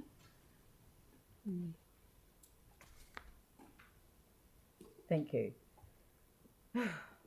Sorry, it's just very hot. Yanni. Thank you. I had three questions, if that's okay. Sure. The first section talks about the long-term plan, that every submission was considered. Sorry, it's hard because it's such a big document. But essentially, I just wanted to, so it's just on page 21. And it says, every submission we received is considered and ultimately helps inform our final decisions about our investment in infrastructure and services. And after considering all the feedback and debating possible changes, the LTP was adopted. Did anyone from Audit and Risk look at the amendments that were put forward and whether they were validly ruled out of order in terms of the submissions that were made? The OAG did. So we requested if there was any significant changes from that point of view. So we were, it wasn't actually an audit and risk job to review that. Audit and risk were over, as was Audit New Zealand, in regards to the LTP that was audited. Okay. But in regards, maybe it's helpful if I just explain the concern and just to have some assurance. I was concerned that some of the amendments were ruled out of order on the basis that there were no submissions, when there in fact were submissions asking for things to be put on budget. And I was concerned that the robustness of the advice back on those amendments didn't actually reflect the submissions that people had made. So I just want an assurance that someone is looking at that to make sure that when people actually participate in a public process, that the response is fair and reasonable. Yeah, what I can attest to is the Assurance and Risk Committee were updated on many occasions about the LTP process and the adoption of that. Sam, you might have to help me out. Or Andrew, I do recall we went through a page of LTP changes and some of the essence of the submissions. I don't have, as Leah said, we didn't have line of sight of every submission and the gating process, but we understood that we were given an update about the gating process and how that helped. I think, Sam, unless you've got some... I mean, it was quite an unusual... It's the first time that we'd really had such strong advice against certain amendments being put, and it was quite a difference in how things had been done in the past. The only thing to add to that, I mean, Kim's quite right, the Audit and Risk Assurance Committee had a lot more oversight, I think, than probably previously in terms of this stuff, and probably more so because of the COVID focus as well. But I'm just wondering what would be quite useful, and Leah will be able to get it, is the closeout report on the amendments, and if we get that might actually be tabled at the next Audit and Risk Committee meeting, because I mean this is obviously the annual report as opposed to the LTP, but if we can close that off through Audit and Risk, because I actually agree there are some issues with it, and Dawn's pretty much acknowledged she's keen to address them for the next one, so we'll just do that for the next committee meeting. Leah can do that. Thank you. The other question, the other two questions on page 252, we get disclosure of council employees, and then further on we get going down into 35.2, and that's on page 254. We get an outline of our company's activities. But I guess I was really interested in whether we could, in part of the annual report, disclose the senior remuneration of our companies. I mean, I know that they do it as part of their annual reports, but it does seem quite hard for us to get an overview of what's happening with things like senior management remuneration, having to go through each individual report rather than having it listed in our annual report, given that they're our companies. So I just wondered if that's something that we could look at going forward so that we can see very clearly what's happening in that regard. That is something that we would have to seek permission from the individuals concerned. So there's one thing in regards to having bandings, but to actually disclose individual remuneration would need the approval of the actual individuals themselves. Right. So we could either do bands or if the individuals were agreeable, we could include that in our annual report? If they are agreeable, yes. Okay. And then just the final question was on page 264, where, sorry, I'm just trying to bring it up. It was around the severance pay that's listed. There's one very large severance package, and I mean, I just wondered if we were able to give any more details about why, or what understanding we can give the public over why such a large severance payment. What we have put into our report is what is required to be put in. Anything further than that would actually risk identifying the people involved, under which we wouldn't be able to do that under privacy rules. Yeah, okay. Any more questions? Anne? Morena, thank you. Leah, this document is written in a way that is really quite difficult to understand and probably not accessible to the average person. And you mentioned before that you'll be working on how to make this information easier, presenting it in a way that is easier to understand. So can you tell us a bit more about that? Because I think that it's as it is at the moment, it's pretty much inaccessible. So yeah. So there's two parts to it. One is a lot of this document is based on financial statements. Yeah. And I wish I had the power to actually change what we're required to put in there.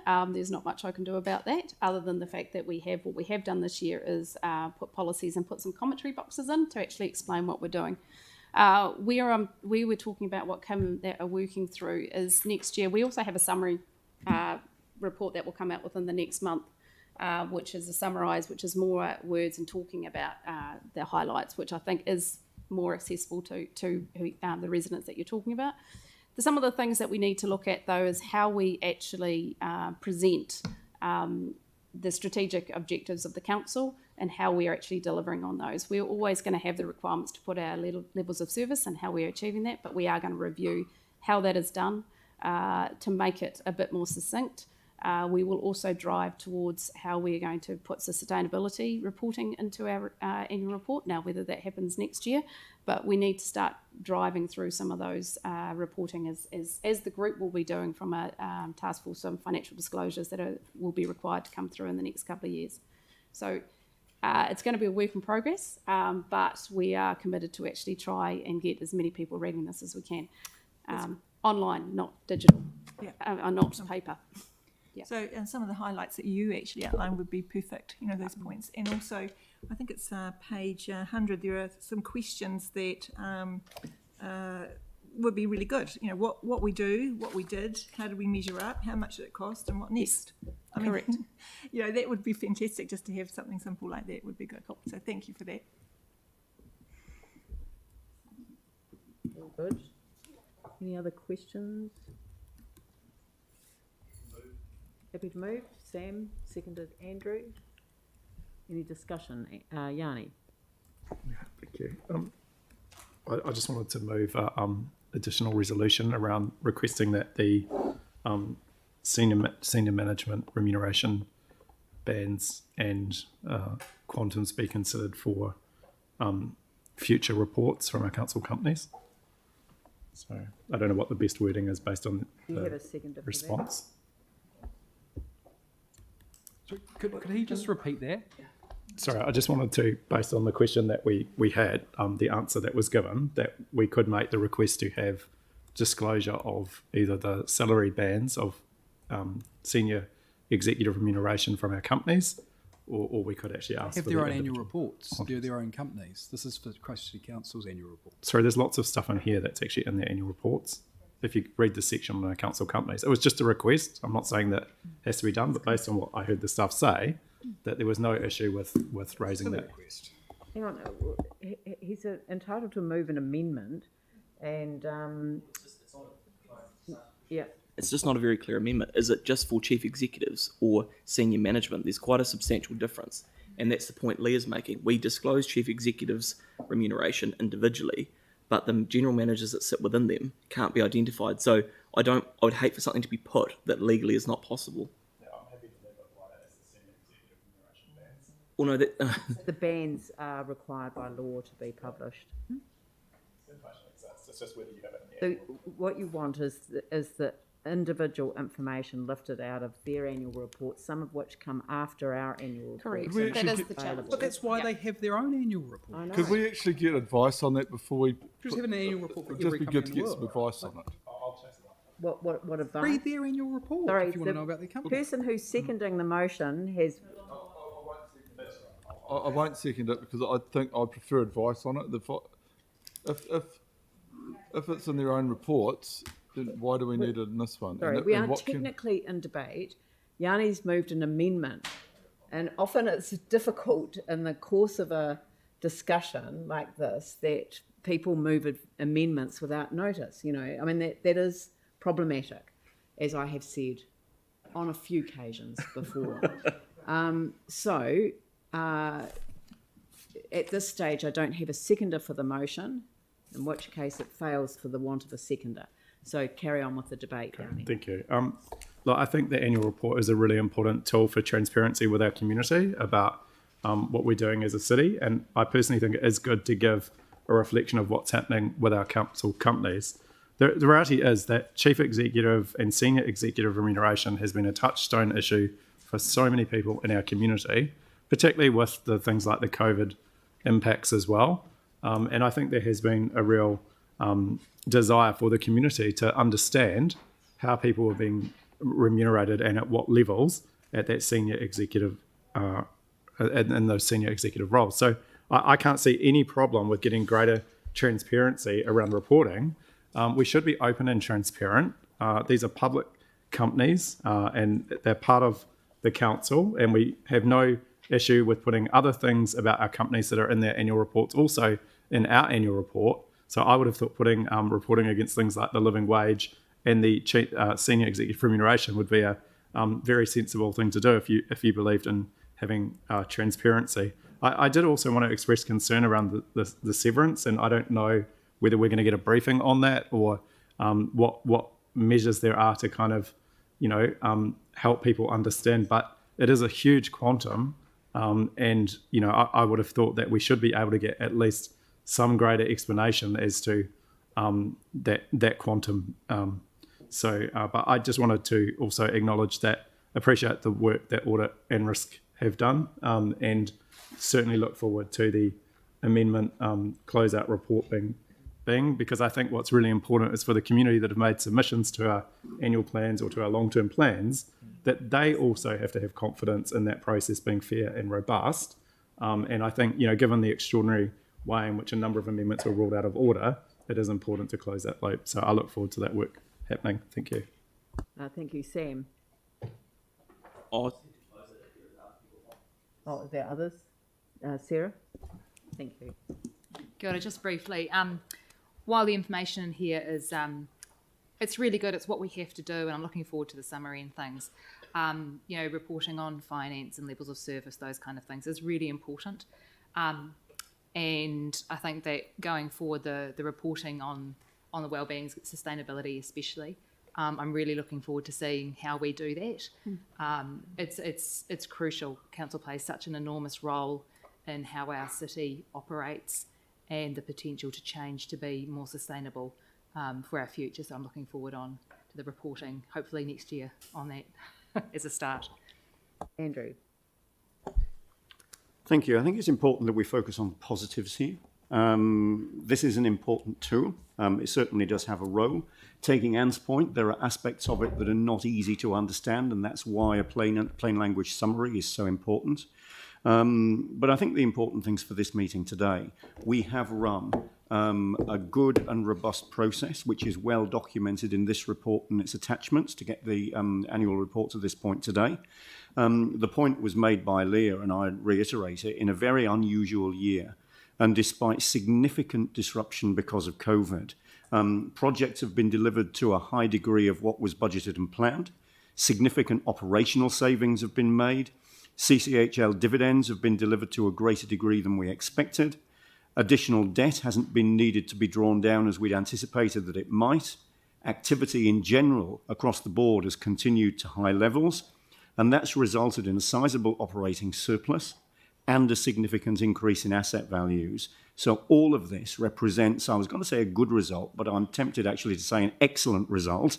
And it's important that in looking at the detail, as we should, we don't lose sight of what actually is a very positive big picture. So I'd like to acknowledge everyone that's been involved in bringing this report to the point where it can be finalised today. I'm aware of a huge amount of work that's gone on in the background, both at CCHL and here, and with Audit New Zealand and through the Audit and Risk Management Committee. Thank you to everybody involved. It's good that we've got such a good report that's gone through such a good process that we are able to finalise today.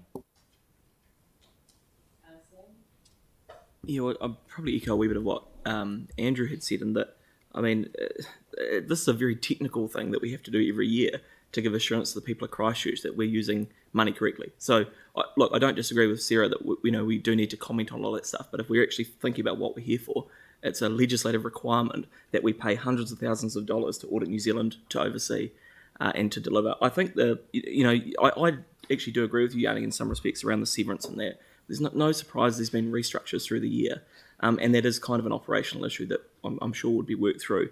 But, and you can have a look at how the senior management stuff can be published in time, and we can do that proactively.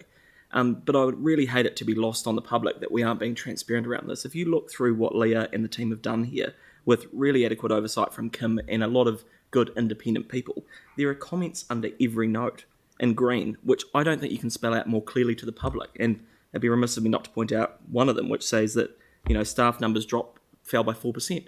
I would like 10, but 4 is a really good start. And so, we have to look at all this stuff. and I think the public can interpret it. The comms team will work through with Leah and that how we can better articulate it in a real summary. But to conflate, I guess, the LTP and the annual report together like this, it doesn't really help the public trying to understand what we do. So I agree with Andrew; it's a good news story. Probably the only thing I would say is, looking at the result here and how it has been good, and we haven't borrowed as much.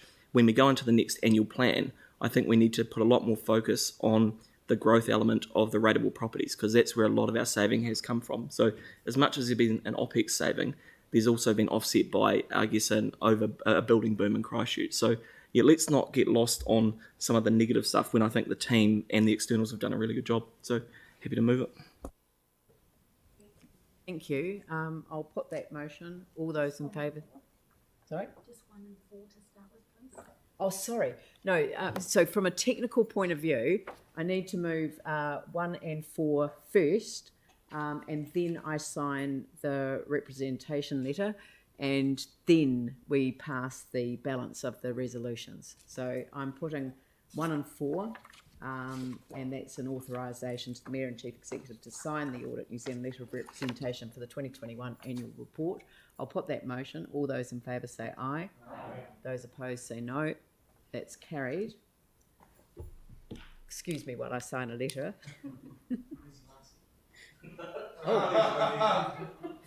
I'll put my mask on. We're the same team. We are on the same team. There we go. Yeah. Ceremonial swapping. Thank you. And now you can adopt your annual report if you so choose. Right. So the next one is to adopt the annual report to authorise the CFO to make minor changes, including adding the word autotahi to the vision right at the very start, the introduction, and authorise the Mayor and Chief Executive to sign the Statement of Compliance within the report itself. So I'll put that motion. All those in favour say aye. Those opposed say no. That is carried. Thank you very much. And thank you very much. Sorry? Number 13. So is Kim staying for that? Sam, are you going to do this or am I? Oh, I should have just rubber stamped, so. Yep. I need to move it. Okay. So Sam has moved item number 13. Do I have a seconder for that? Sarah? Any questions? Any discussion? I'll put the motion. All those in favour say aye. Those opposed say no. That is carried.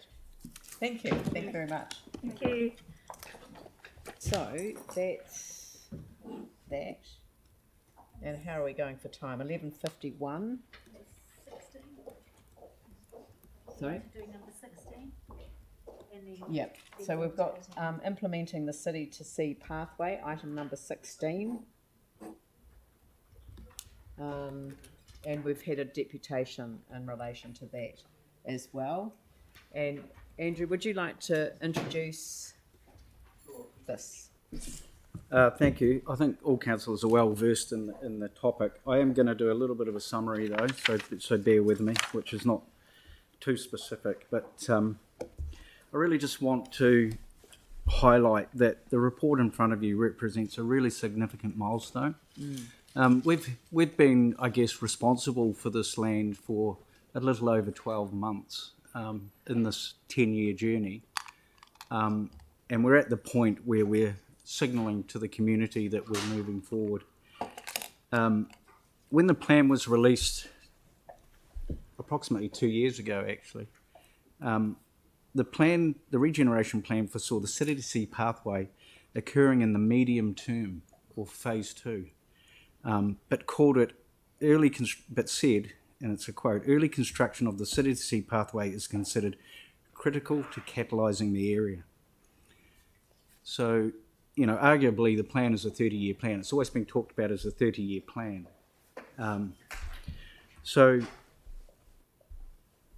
I think council and the staff, and I'm very proud of my team who have only been on board, Brendan and Dave, for just on a year, how much hard work has gone into getting us to this point. And I think it's really important to acknowledge that. we're getting feedback from the community who have been very engaged, with the ORAC for 10 years. Can you hurry up and get on with the bits you can get on with? Now, we know there are constraints. Lynn's studiously working through the land amalgamation process, which is arduous.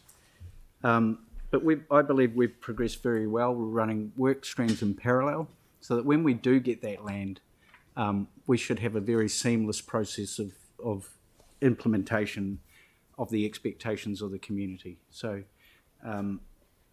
again, I just want to thank both my team and the other teams, Transport and Three Waters, that have been involved, working behind the scenes very, very hard on this.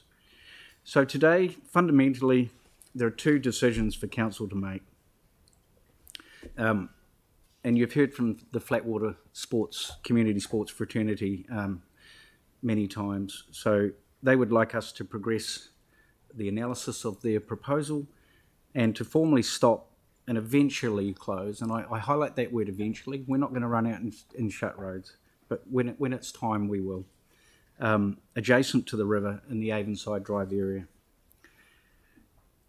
With respect to the Flatwater sports facilities, I'm not sure if it's how well known the plan is, but the plan specifically allows for, and I'm going to quote again, provides for such a facility to be assessed and consented if found to be consistent with the planning framework. And that's the decision, is to get to that point, to see if it's actually can be achieved. And I think we heard this morning that the clubs have been waiting a very long time for some certainty. Road stopping is in two parts.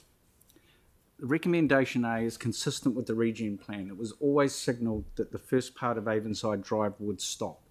It was heavily consulted through the regeneration plan, and that was put in place, and it's also in place in the district plan. So we're just asking you, with the information that we've presented about cost avoidance, to stamp that decision. With respect to the other stopping initiatives and eventual closure, that came about through detailed analysis of the work that Dave and the Transport and the Three Waters team have been working on to get the best result without significant impact on the local community. Now, I think everyone's aware that pre-engagement has commenced, so we've had a first session, and I'll just touch on, Councillor Johansson has queried, what happened in that in those sessions. So 200 flyers were sent out to the immediate local residents. 16 turned up to the drop-in session, and there were approximately 20 people have communicated. And I've mentioned previously, as Brendan did at the previous briefing, that there was initial, I guess, a little bit of anxiety about change. But once it was explained what the change was, what it involved, the time frame for change, which is multiple years, it's not immediate, a lot of those concerns were washed away. And in fact, people were quite clear that they were supportive of regeneration. In terms of the road stopping, they felt that some of the behavioural issues around fly tipping and speed may be helped as well. Probably one concern that was highlighted was Kerrs Road residents being a little bit concerned that all the traffic that would go into the Porritt Park Kerrs Reach car park now would have to go down Kerrs Reach rather than some of them using Avonside Drive.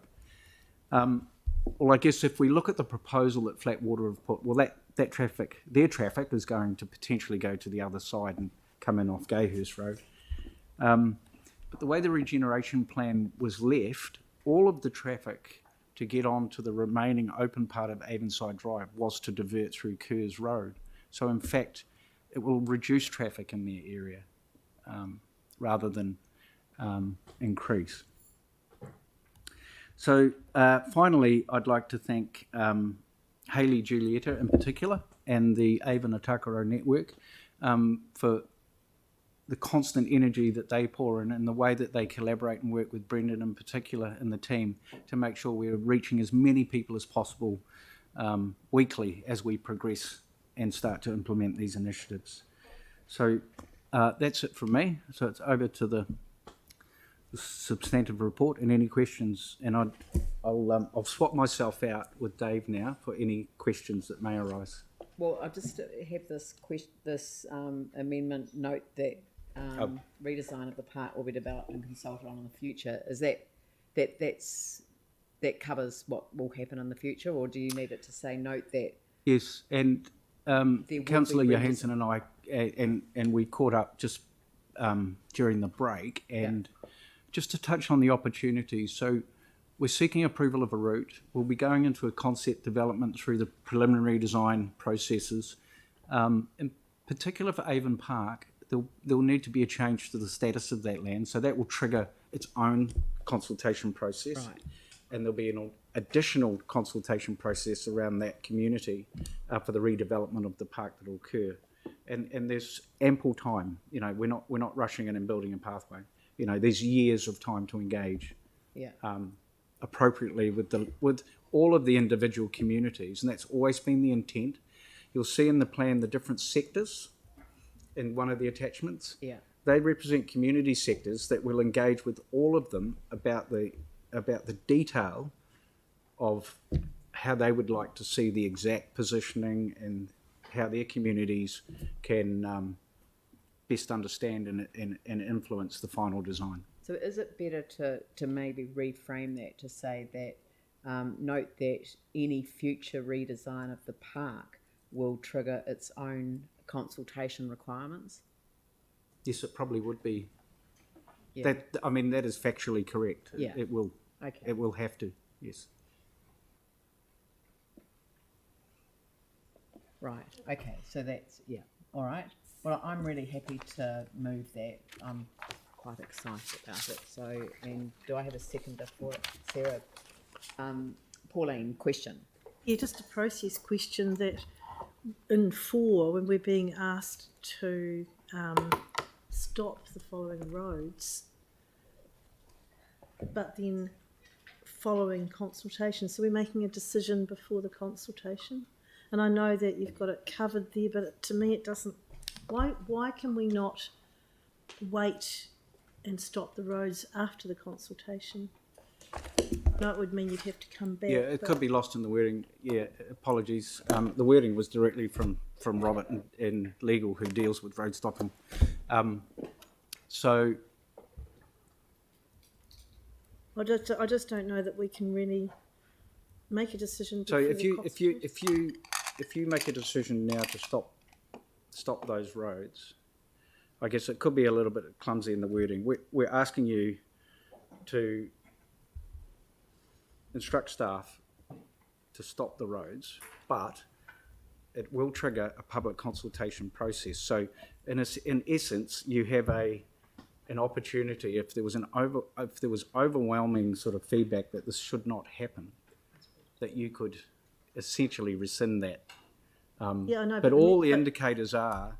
But the mere fact of making the decision before the consultation is predetermined. So I'd sort of. Well, it depends on. It really depends on the consultation. The legal requirement is for us to let people know that we're going to stop the road. So Ian, make it subject to appropriate consultation, maybe. Yeah. So the advice is make it subject to appropriate. Yeah, but we're still making. Or make the decision in principle, subject to. That's still leading the consultation. Eh? That's still leading the consultation. I think we're probably better off to take B and C out and bring them back after the consultation. Personally, Don't you go out with a proposal? Yeah, just resolve. So, well, it really comes down, I guess, to how council consider it. Consultation can literally be, we are informing that we are closing the road. It can be at that end of the spectrum. This is Local Government Act consultation, right through to the other end of the spectrum of doing exactly what the public tell us. Are we intending just to let people know as our consultation? Sorry, I couldn't hear you. Sorry, are we then just intending to let people know that we're doing it as our consultation? That was our intent. That's your Their intent was to clearly let people know and seek their feedback. So that's engagement, really.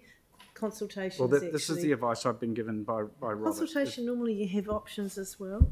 You can Why go don't we out. just- You can go out with and a consult proposal. on closing. You can the go road. out with a The proposal. proposal is to close the road. Road. You Yes. don't need options. You don't- The yeah. option is Yeah. close the road or not No, close no, the road. no. The number 4 reads that we're being asked to decide now. We're going to stop the road Yeah. following public consultation. That's We not, haven't done a road stopping for a while. This It's is not- this is the standard format Is Yes. it? resolution for it. The only difference here is that the first one doesn't have a public consultation Yeah, I appreciate requirement that. because that's already been done through the regeneration plan. So because it's a road stopping, it's a different process than a normal consultation. There's two a road two stopping mechanisms to stop roads. One's the Public Works Act and one's the Local Government Act. Right. I've been advised that this process is well, it's actually different again. We're using the Regeneration Act, or the powers in the Regeneration Act. Yeah.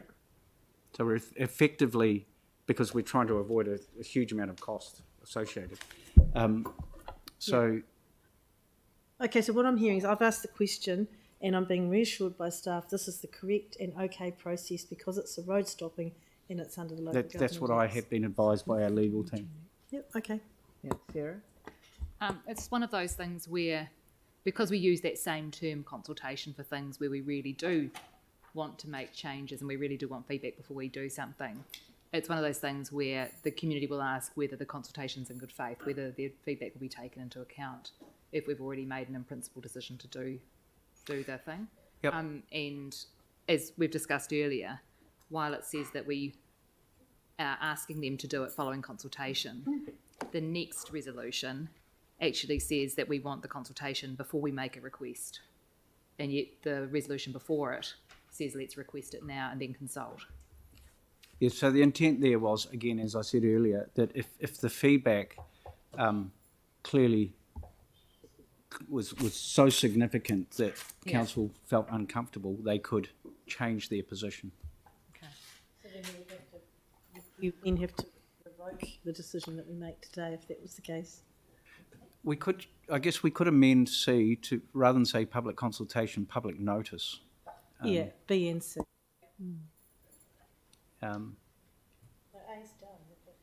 B and C, Yeah, following appropriate public notice. Yeah, it is a procedural thing. There is a procedure It's all how written people out see it. on the website Yeah. that explains circumstances for proceeding with road stopping. It explains the difference between road stopping and road closure. Yeah. So can we change that word out to notice then? Because that makes it clearer to everybody. Consultation raises various expectations, doesn't it? Because I think Leanne captured the answer. Road stopping is a special process. That's better.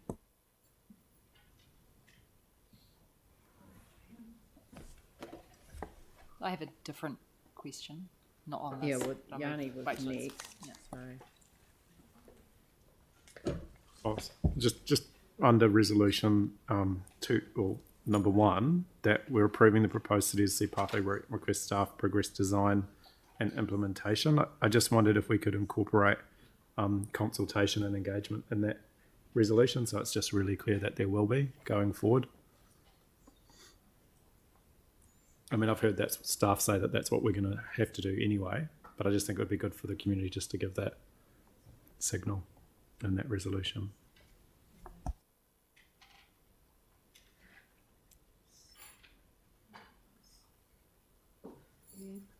After the word design, just add consultation and engagement.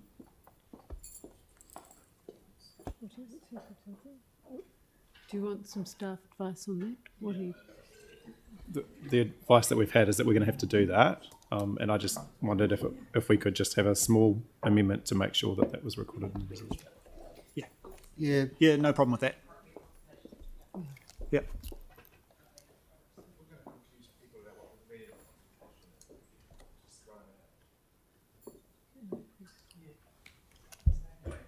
Can I just make sorry. It's kind of relevant to Councillor Cotter's comment here. It really comes down to what the expectation of consultation and engagement is. community We're engagement not can going to be go enough for out this. with 20-something sector plans for public consultation, feedback before we do anything. We are absolutely going to engage. We've been engaging all the way through this process and involving the community in every element of it, and that will continue. But we're not going to break this into a whole lot of little bits and have an incongruous development depending on the whims, sorry to sound so blunt about this, but of individuals within a community. It will not get built. So we need to understand the word consultation in this context. Can we just use community engagement? We've changed it. Yeah. Can you put community engagement? Yeah. Yeah. And I just reiterate, every time we go near the community, we get told they're sick of consultation, they want things to happen. The regeneration plan has been consulted on. I think we can take great comfort from that. The Avon Park because it design went through was the not. best. This is not the Avon. It isn't the Avon Park issue. So the City to Sea pathway, the design currently proposed, being put forward, goes straight through Avon Park. We've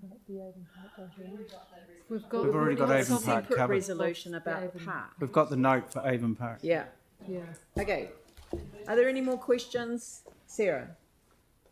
Thanks so much. I mean, this is amazing. So pleased to see this finally progressing. There's been lots of work with stakeholders and those who are really interested in the development, those kind of things around the Tokoro Avon River Corridor. Still need a new proper name for it. But there's a whole pile of people who use that space in sort of passive recreation, dog walking, those kind of things, who aren't engaged in those kind of stakeholder processes because that's not what they do, who are feeling a significant amount of attachment and ownership of those big, wide, open green spaces. And there's starting to be some rumblings about them not wanting development because they just see it as a big dog park, for example. So what sort of engagement or signage or something are we putting up in those spaces to let people know what's planned for those areas so they can see what is coming? And that it was always planned to be, if you like. So it's not, There's probably a couple of different ways that are in train at the moment. Largely, and you'll be pleased to hear that we've got now a real significant council presence in the red zone. So in the past, we've had contractors who have been, efficient at what they do, but our guys now have a much greater ownership of it. So all our staff are fully briefed on what the concept plans are for the future. So our PGMOs and our rangers are out there talking to these people every single day. It'll be happening right now. I encourage my guys to stop and have a coffee and not necessarily stop, but take that moment and explain what's going on. So through the staff interaction, that's significant. We have a lot of the digital channels which are available too. So through the formal council digital channels, that's quite often we get feedback through there, but also informally through networks like Avon and Forest Park and those other groups, the community groups we deal with, have quite wide reach there also. There is some signage out there. We could put signs on everything, it'll look hideous. We can have no signs and people complain. I was going to recommend you for red zone to green zone. This wetland restoration area is not mowed. Expect to see long grass. Christchurch City Council. Fantastic. Yep. That's exactly what Sarah's talking about. Just let people know what's happening. Yeah, and we are doing that. And we're not going to put signs up everywhere though. So there's a mixture of all of those things. This sign has made a lot of people very happy. It's been shared many times on Facebook. Great. Yep. So a mixture of all of those things and trying to capture every single person, of course, is impossible. So we think we're getting reasonable cut through on those people, and I'm reasonably confident that the feedback we're getting is all pointing towards where we should be going anyway. The ecological restoration, which many of these people want, is largely what will be delivered. All right. We'll move on to the debate. So I'm happy to kick that off. I'm just really excited about this. This is a major milestone, and I think we should be celebrating it. We've got two major initiatives, that pathway from the city to the sea, which was always what we kind of could see was going to be an incredible legacy of the red zone becoming the green zone. The Otakaro Avon River Corridor, and now our vision of an Otakaro Avon River Sanctuary. It's got everything going for it. It's going to really transform that whole environment for people's enjoyment and connecting again with nature. The conversation about the river is going to be one that will bring ecological values to the fore. And I was really impressed with the way the sports groups had come together and put that at the centre of their thinking in relation to the future of the river as well. So I just am really excited about the potential for this area and what it will mean for the city as a whole. So thank you to the team for all of the work that you've done. No? All right.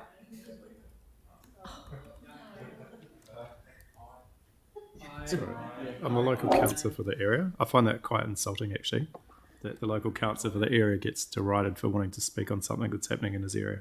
But look, just to say that, like the staff, in the recent over the past year, the presentations that we've had on the development of the red zone, I think, have been outstanding at the workshops and the briefings.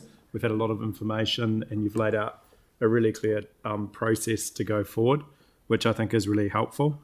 I do think this is also part of symbol of the whole layers of bureaucracy in terms of the post-earthquake function that we sit in, with different pieces of legislation, different bodies making decisions that tend to kind of overcomplicate getting something done.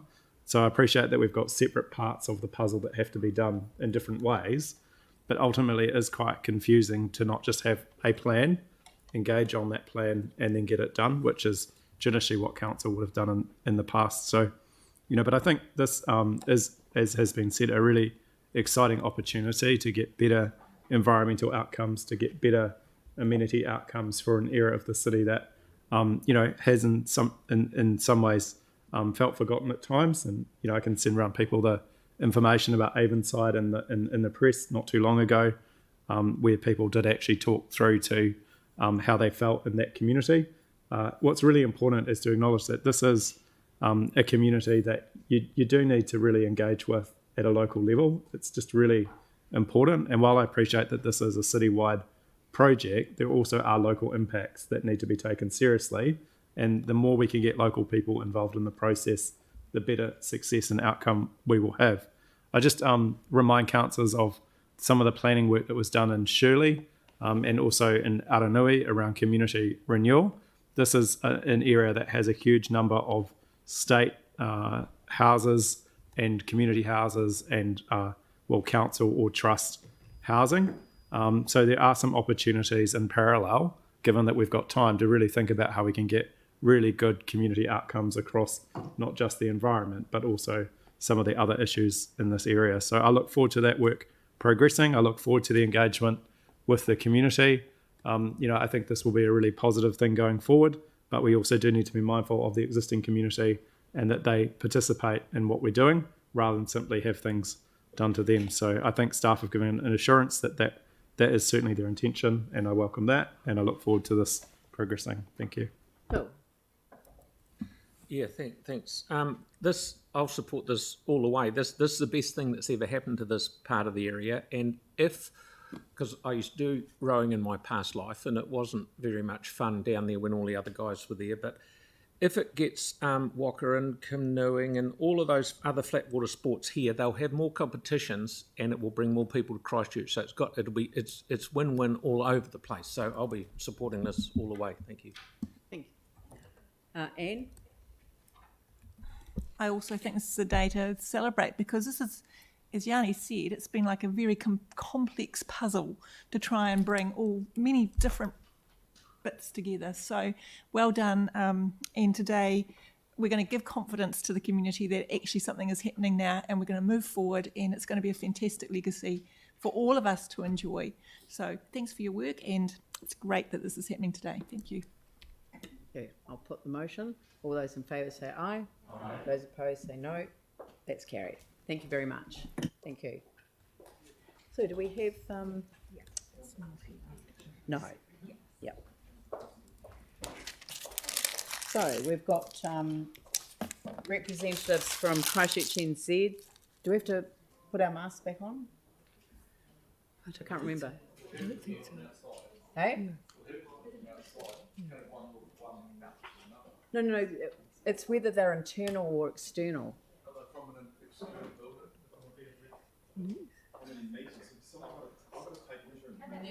Yeah, put them on. I was trying to work out, it's just this.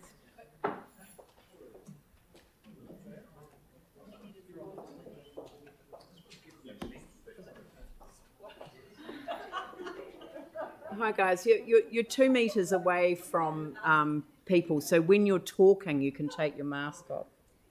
Thank you.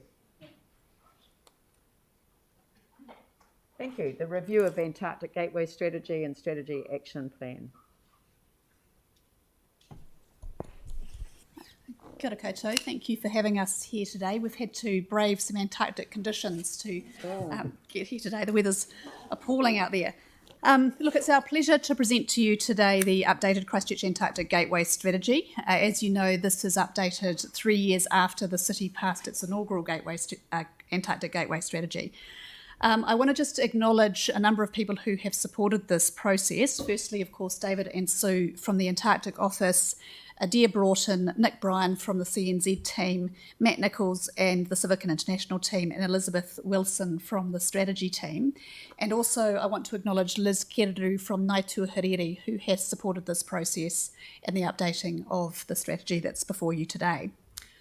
The strategy has been approved by the Christchurch NZ Holdings Limited Board and is presented to you for approval today. And I want to acknowledge Deputy Mayor Andrew Turner and Councillor Mike Davidson, who are, as you know, Councillor Directors on the Christchurch NZ Board. I also want to acknowledge the Mayor and her ongoing role in supporting our gateway status and the formidable commitment that Mayor Dalziel makes in terms of supporting our ongoing relationship with the Antarctic. So the strategy review was conducted and we consulted with a number of people, including mana whenua and 18 entities who are connected with our gateway status.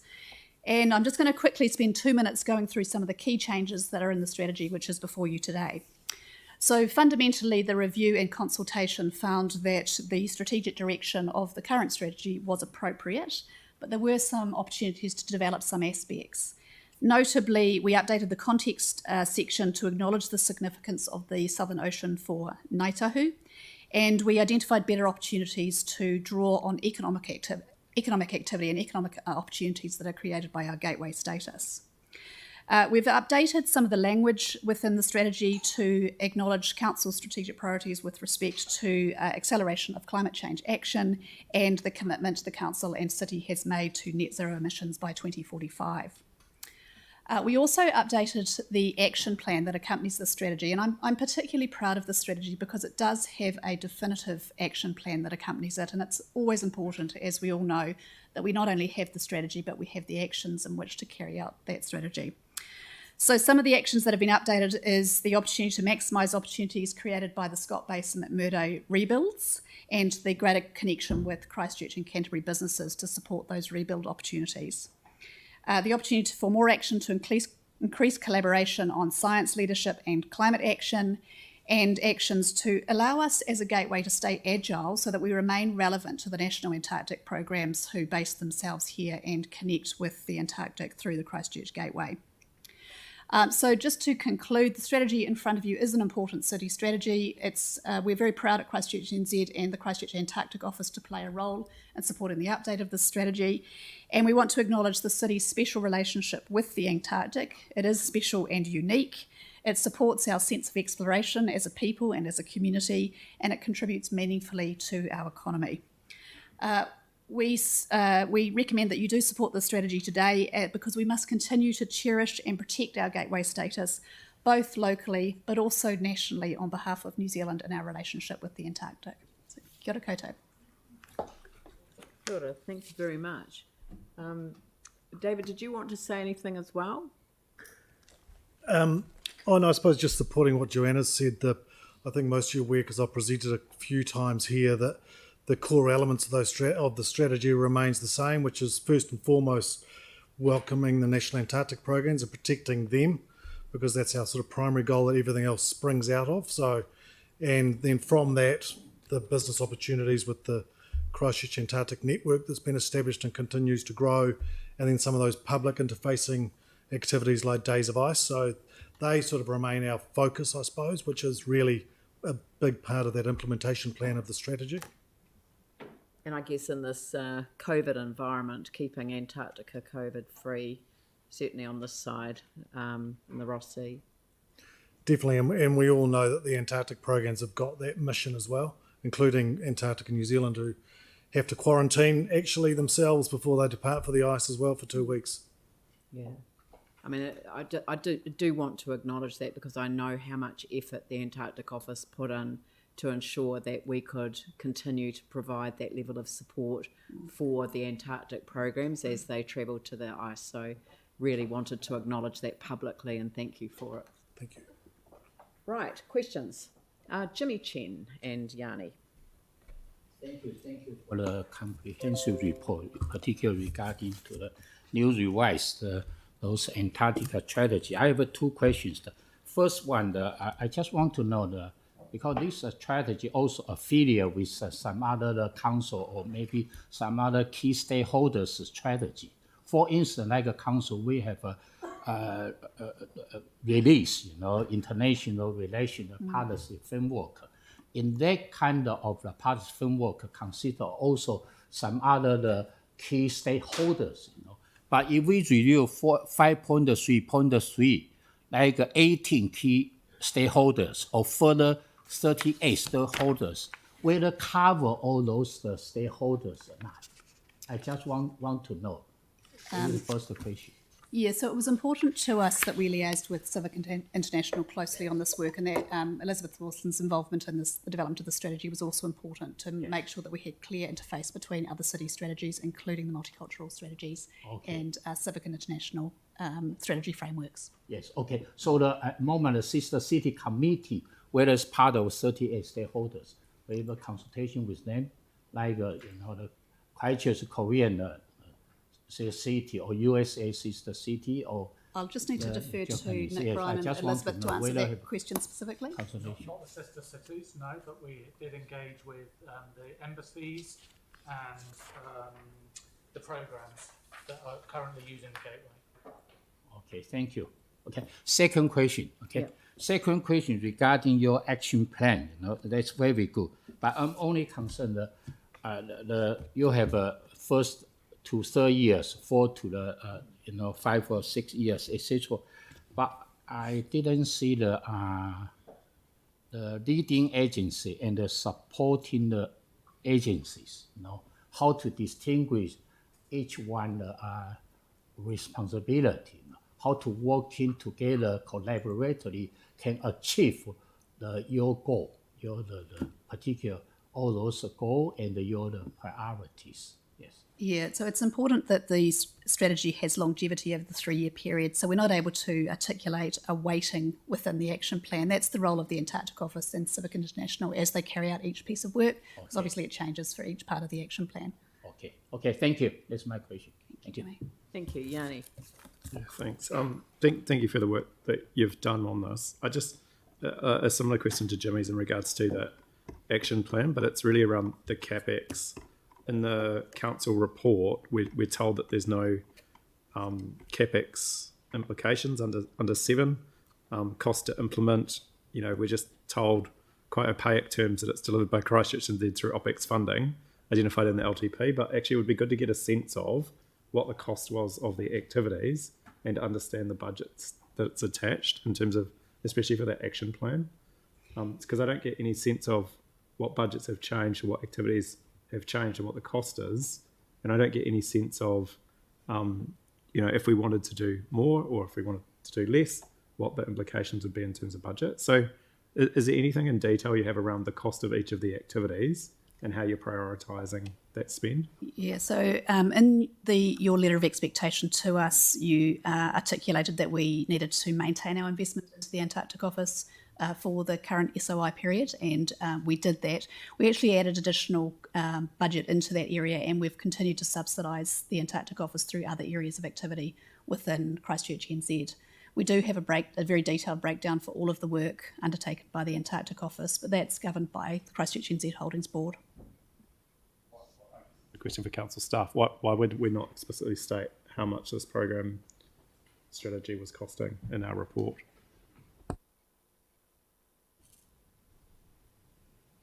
We've been asked to adopt the strategy, but we don't have a sense of what the cost is. Do you, on that, Elizabeth, are you aware of the cost of the strategy? No, I haven't reviewed it. Oh, sorry, that's. I understood it was. It's probably not an appropriate question to be putting to Christchurch NZ. It's a organisational So that's what issue. Elizabeth. She's a staff member that wrote it. Sorry, I couldn't hear that. So my understanding is the work's been funded and you've made a decision about funding it, and now this is just adopting the strategy. And usually, from my experience, when strategies come back for adoption, we don't have a cost of the strategy in the report because you've previously reported it. So you didn't have the cost when the community strategy came and other strategies have come.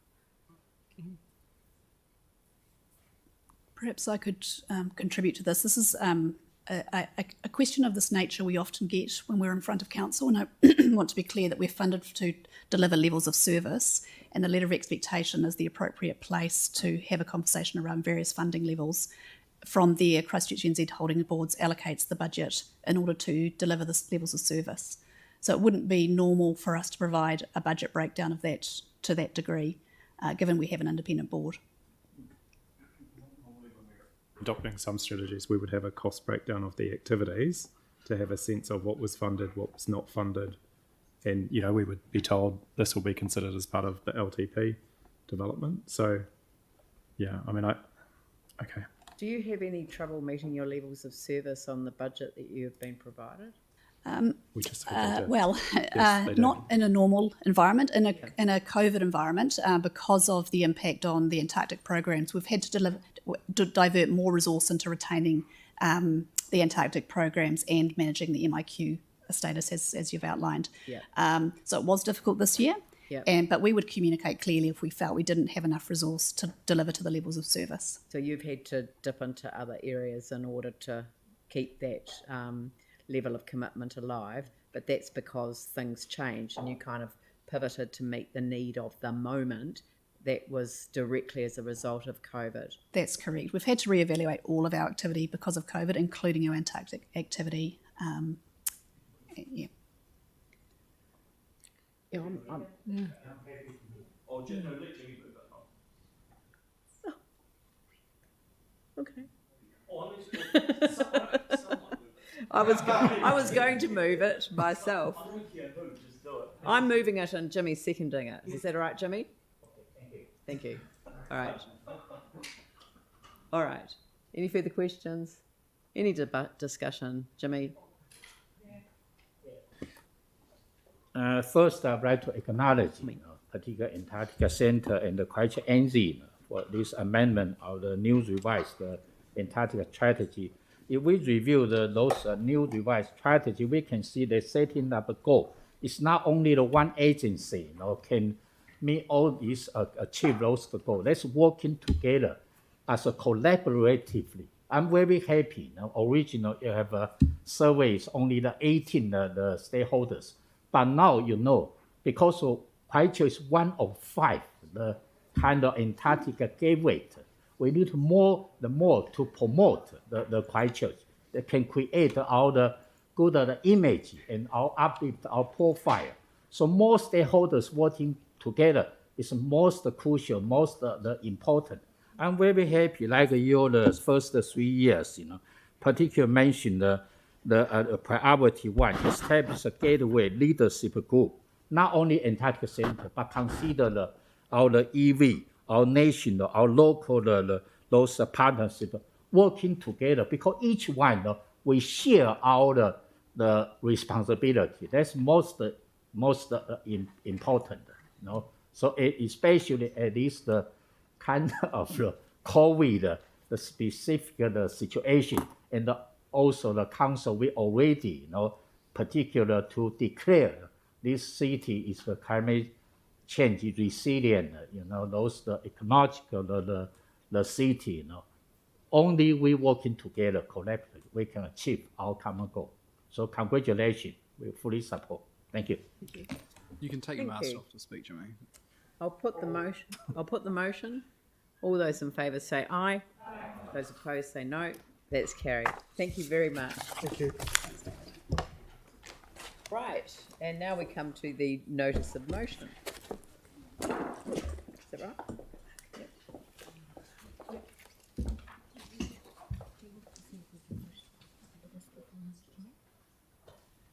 Oh, I see. Oh, I see. Yeah.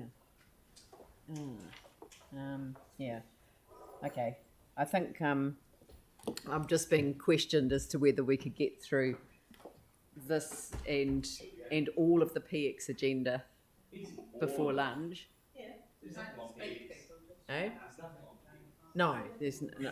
Civic Well, awards. there is civic awards, so yeah, so that will take some time. So, but what we'll do is we'll be prepared to carry on after one if we feel that at that stage we can get the agenda completed. Is that right? If you're leading the meeting. Yeah. Yes, yeah, Well, that's that's great. fine with Yeah. me. All right, so I'll hand over to Sam. Sure, thanks very much. I'm obviously happy to move this. Jake McClellan and myself brought this to council. It's no surprise that the water reforms are causing a massive issue, I guess, right across the country. And what's been pretty disappointing, I guess, is local government New Zealand's approach to some of this. They've talked about working in partnership with central government, which is fine, and I think in some respects makes sense. But I think what they've really forgotten is who their members are. Because they haven't come to us to ask for a mandate to enter this agreement. Some parts of the agreement actually make sense. And I think there are challenges in local government where we could potentially work with central government on it. But ultimately, to be in a position where they sign up to a fact where they will not actively oppose an all-in legislative approach to the reforms is contrary to the good faith agreement that we entered into with central government last year. And so I was quite shocked when we found this out. It was incredibly disappointing, and I know during lockdown we had meetings with Stuart, I think it is, the president of LGNZ, and to be honest, their answers weren't really that satisfactory. I'm still sort of bitterly disappointed in their approach, and so Jake and I had a good conversation about it, and we took some council legal advice. Because initially our view was, well, let's just bring a motion to council that withdraws us today. Because we are that frustrated and that fed up with them. But ultimately, we got to a point with Ian and Helen and the team where, under the Local Government Act, we obviously need advice on the consequences of that. So this is quite a pragmatic approach. I think it does put the ball in LGNZ's court in some respects, because we've put in there the need for it to come back at a next council meeting. But ultimately, at one that's practical once they've worked through it. But that may give them time to rescind that heads of agreement. Because I think there's been a lot of public pressure on them right around the country. So this gives them a wee bit of time. I think it records our disappointment in their approach so far, and may allow them to either go and reflect on what they have done and how they can rectify it, or equally so, dig their toes in and I guess live with the consequences of the second largest city in the country eventually pulling out. So my view would be that, I'd really hope that people back us on this. And I think stand up for the people of Christchurch, who in my view have been let down by LGNZ in signing this approach. Had we not entered into a good faith agreement with the government around these reforms and looking at the options, then I think this potentially could be different. But our view all along has been that we should maintain the ability to opt out if the reforms are not in the best interests of the city. And so for LGNZ to take away, I guess, their active opposition of that, should it occur, I think is hugely disappointing. And the fact they didn't consult us on that as well before signing it, I think is equally disappointing. So, I guess that's where it is now. The staff will go in and do the work should this be successful. But I think this should send a really strong signal to the rest of the country that actually we're standing up for our residents. And ultimately, when you pay a membership fee to a lobby group in Wellington, if they're not lobbying for you, then we have a problem. And, quite frankly, the ratepayers of Christchurch shouldn't be paying for that if they're not doing their job. So that's certainly my view. I'm sure Jake has a view on it as well. And I hope others share our sentiment that this isn't good enough. And ultimately, LGNZ need to reflect on what they've done and get to a point where either they rescind this or, I guess, live or die by those consequences. Pauline? Yeah, look, I'm supportive of this. I think it needs debate, isn't it? Debate. Oh, is it? I assumed that. I thought you just moved it and gone into debate. So I was going to debate. I don't think It's a debate. It's a debatable. Yeah. Pauline? No, there's no questions. It's a debate. Two colleagues have put a notice of motion in front of the council and we are debating it. It has been moved. No, it's been moved and seconded. So, Pauline? Yeah, thank you. Look, it is unfortunate that we're in this position. We've been put in this position because I feel that LGNZ have let us down somewhat. I would have liked to have seen us recording our disappointment that they had failed to work with their members before they'd made the decision to sign the heads of agreement. And I think, obviously, if they had, they might have had a different approach. However, I've been told it's a bit late we can't amend that at the moment, but I think the message is encapsulated in there. One of the criticisms I have with the whole Three Waters thing too is that the Minister keeps talking about consultation. She believes that something like 140 meetings in a roadshow has been really robust consultation, but my recollection of those roadshows, I think I attended maybe 3, maybe 4, was we walked into an all-day process of questions and answers and presentations, and I think without any exception, everyone in that room walked out at the end of the day more confused and with more questions than answers. So it hasn't been a robust consultation, it's been a roadshow. And I think local government New Zealand has done the same thing to us as well. They've forgotten who their members are. Government's forgotten who their members are as well, which is local government. So this is crying out for the local lens to be put over this. And, we're not making a decision today to extract ourselves from local government New Zealand. We're asking for a report on what that implication would be. So I can't see any harm in supporting this, and hopefully it'll be a wake-up call how seriously we're taking the way we've been treated in this process. So I'll be supporting 1 and 2 today. Tim? Thank you. And I'd like to thank Sam and Jake for putting this forward. I think a sentiment shared around the table. I am incredibly disappointed that LGNZ went off and did a heads of agreement with the government over this. And like Pauline has said, those roadshows, I think that when I left the roadshow, many of the 4 or so we attended, there would have been a 25% shift to the negative, which was amazing. And I think actually they were quite stunned. And I remember kind of being the first one we went to, when it started off kind of 50-50, and I think it was about 80% were actually willing to opt out there and then, which was amazing. And that was from the Chatham Islands right through to everyone that was representing their communities. So I think this is a really good move forward. I am hoping that LGNZ will listen to ourselves and also the YMAC and rescind the heads of agreement with the government and start open dialogue with us rather than it seems to have a lens on it. So I'm looking forward to this and I'll certainly be supporting it. James and then Anne. Local Government New Zealand has paid a fee to represent their members' interests. And I think what's clear is that that's not being done adequately. And I think in that light, it's perfectly reasonable to investigate withdrawing our membership and ceasing further payments, when what we need from them right now just is not being provided. Christchurch ratepayers don't pay LGNZ via their council, so elected members can get a diary and go to a conference. Now is actually the time that LGNZ needs to demonstrate their worth, and they have an opportunity to do so.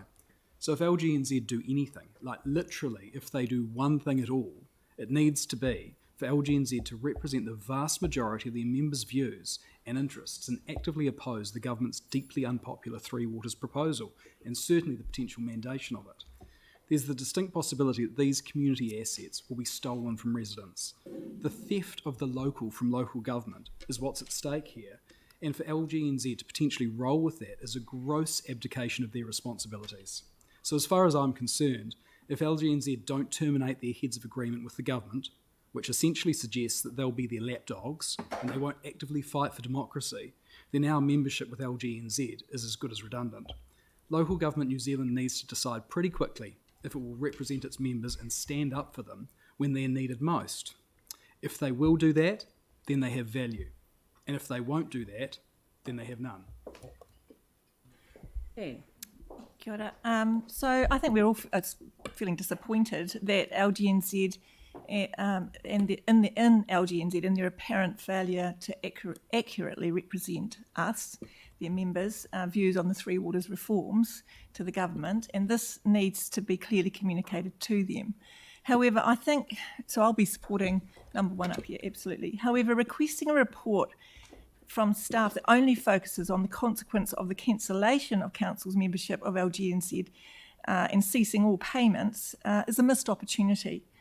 It's a missed opportunity to evaluate the value of this membership to us, and because there are benefits to this council and all councils to maintain its membership to LGNZ, which needs to be considered. So I would have preferred that we request staff to prepare a report that identifies these benefits and to also identify actions that could improve LGNZ's representation of its members, and finally to investigate the consequences for if we choose to leave. So I'm struggling with number 2, and for those reasons, because of the wording and how it's presented to us, I will be abstaining from number 2. Supporting it, so I'd like them to be put separately, please. Thank you. Jimmy and then Andrew. Thank you. I'd like to echo the answer, the key point, because while my view, regarding to this the 2 paragraph, but if we review the paragraph 1, I thought that it's appropriate and that's reasonable for our reaction, because here strongly is a point regarding local government New Zealand over their position in 3 waters before our behalf, signing those agreements. Then that's normal, But in the second one, I'm particularly concerned. That's why before the debate, I'd like to ask the staff, even ask our to the mover in the seconders, what is the content? How deep those the information will be feedback to you? What's expectations? And also, I'd like to ask the staff, how much the money or how much time you will establish this the additional the information regarding the paper 1. Absolutely, we make decision just follow. But regarding 2 is uncertainty, because I have not yet get the information. But my subjective experience, if we review those LGNZ, we need to in reality benefit over the last, I'm not sure how many years, but I assume 20 years. What kind of benefit to our council? And what is the structure of this LGNZ? We can see their chairperson, all the key the committee members are all from the council. One day, our future mayor eligible to be put our name to become the chairperson. We can change culture. That's culture, not the agency. And also we get a lot of benefit. For instance, like our attend AGM or our attend Long 5, Long 6 meeting. We share our idea, we share presentation. Quite a few councils we share this one. I also share in the Long 5, particularly our multicultural strategy.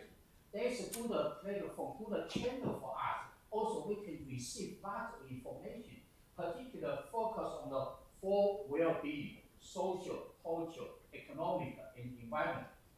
My view, how do we get a benefit is more than we the thought at least the LGNZ cannot meet our needs. But because of paragraph 2, I have not yet get sufficient information, so I cannot make the decision in a moment.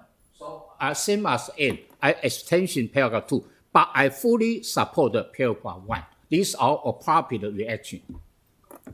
Thank you, Andrew. Thank you. On resolution 1, I'm comfortable expressing disappointment because I genuinely am disappointed at the approach LGNZ have taken. It's led to a situation where LGNZ have taken a position which is out of step with the position that many of its members are expressing. And that comment's coming from someone that understands and appreciates a lot of the important and valuable work that LGNZ do. But on this particular issue, I'm genuinely struggling with the position that they've taken. Resolution 2 obviously is going to be a little bit more contentious, and clearly there's a debate that people want to have around the suggestion that's been put forward that Christchurch should exit LGNZ. I understand that this is a conversation that's going on in different ways across a number of councils around the country at the moment. It's not just something that we're talking about here. So it's important to note that today's resolution is to call for a report, and I look forward to knowing exactly what the consequences of cancellation of membership would be.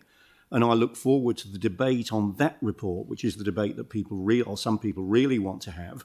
And I'm hoping that the report, when it lands, is balanced and thorough and allows for that debate to be held in a really informed way so that people participating in it can be speaking to debate from a point of strength, and also that anybody observing that debate has got the information in front of them to better understand the issue. And that's the reason why I'm supporting the resolution to get the report. At this stage, nothing more, nothing less than that. The question of cancellation of membership has been raised, and that's valid, and the report and the debate on it will allow this to be decided on and put to bed for once and for all, rather than been left hanging. Now, I also hope and expect that the time between now and that debate will allow for some resolution, for some sensible and constructive discussion with LGNZ and possibly with other councils about this. And that might and probably should provoke a proactive response from LGNZ, and I think what we're doing today creates an incentive and an opportunity for that to happen. When relationships are strained and when there are concerns, communication is generally the best way to work through those issues. There's nothing about this resolution that stops that communication and discussion from occurring, and actually you could say everything about it that encourages and incentivises that discussion to take place over the next few weeks. Melanie? On Three Waters reform, the government isn't listening to this council. On Three Waters reform, LGNZ isn't listening to this council either. But this council is listening to its residents, and I fully support both recommendations in the notice of motion. Yanni? Thank you. I would ask that the mover and the seconder simply put that we withdraw from LGNZ and cancel our membership immediately. You can't do that. But I understand that we can't. But it's frustrating because the answer to the really basic question is it's 130k. That's the impact. We're paying $130,000 a year to LGNZ. They're supposed to constructively promote and facilitate regular dialogue with government, parliamentarians and agencies of government on matters of national interest to local government with a view to enhancing and ensuring a long-term commitment to partnership between central and local government in New Zealand. Clearly, the Heads of Agreement does not envisage such a partnership because it basically signs us up to the potential for mandatory reform, which I think is definitely not a partnership. It's not a partnership to be forced to do something, and it is abhorrent that such a Heads of Agreement was signed.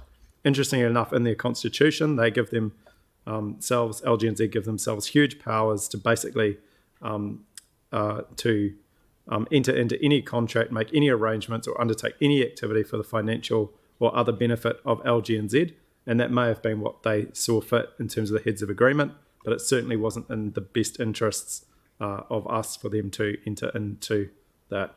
In their constitution, it's interesting, we only need to give them a month's notice in writing, and obviously we don't get released from any of our fees, but interestingly enough, they can suspend, terminate by resolution for any specific period the membership of us for whatever reason in its discretion it thinks is fit. So it seems a bit kind of unfair that we have to spend more time and money getting a report before we can withdraw, and they could actually just terminate us by a simple resolution. But fundamentally, I think, this is totally unacceptable to be having this sort of relationship with central government, as other councillors have said.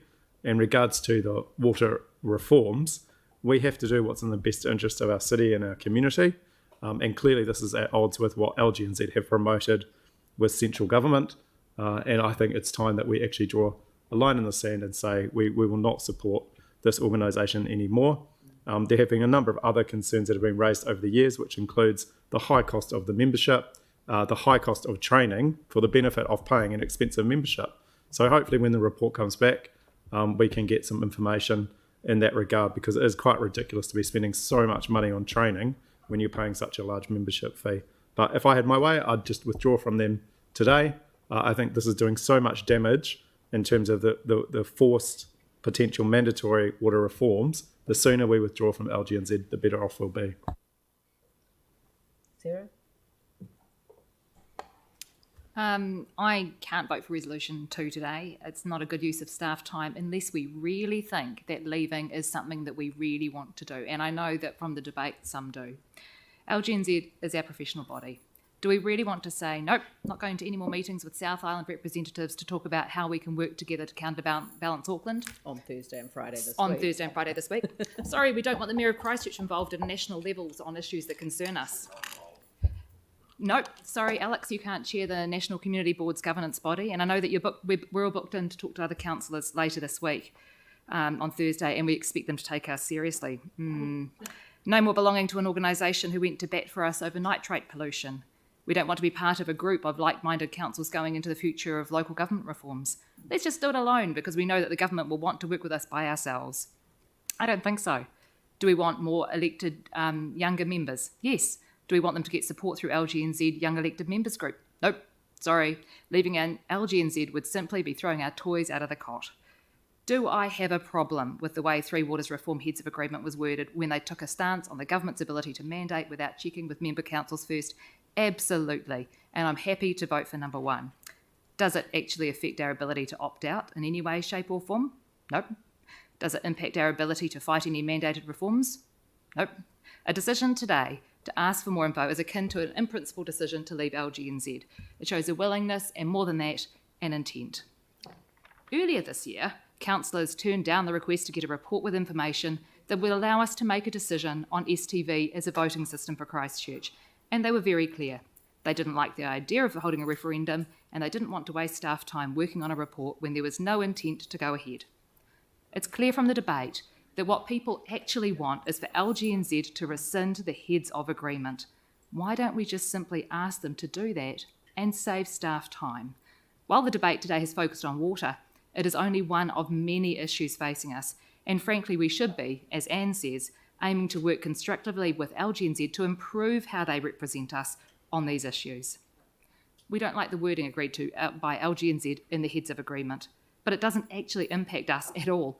I'm not prepared to throw our toys out of the cot for some positioning opportunity. I'm happy to vote for number 1, but not for number 2. Let's please not waste any more staff time on this when we have much more pressing matters to deal with.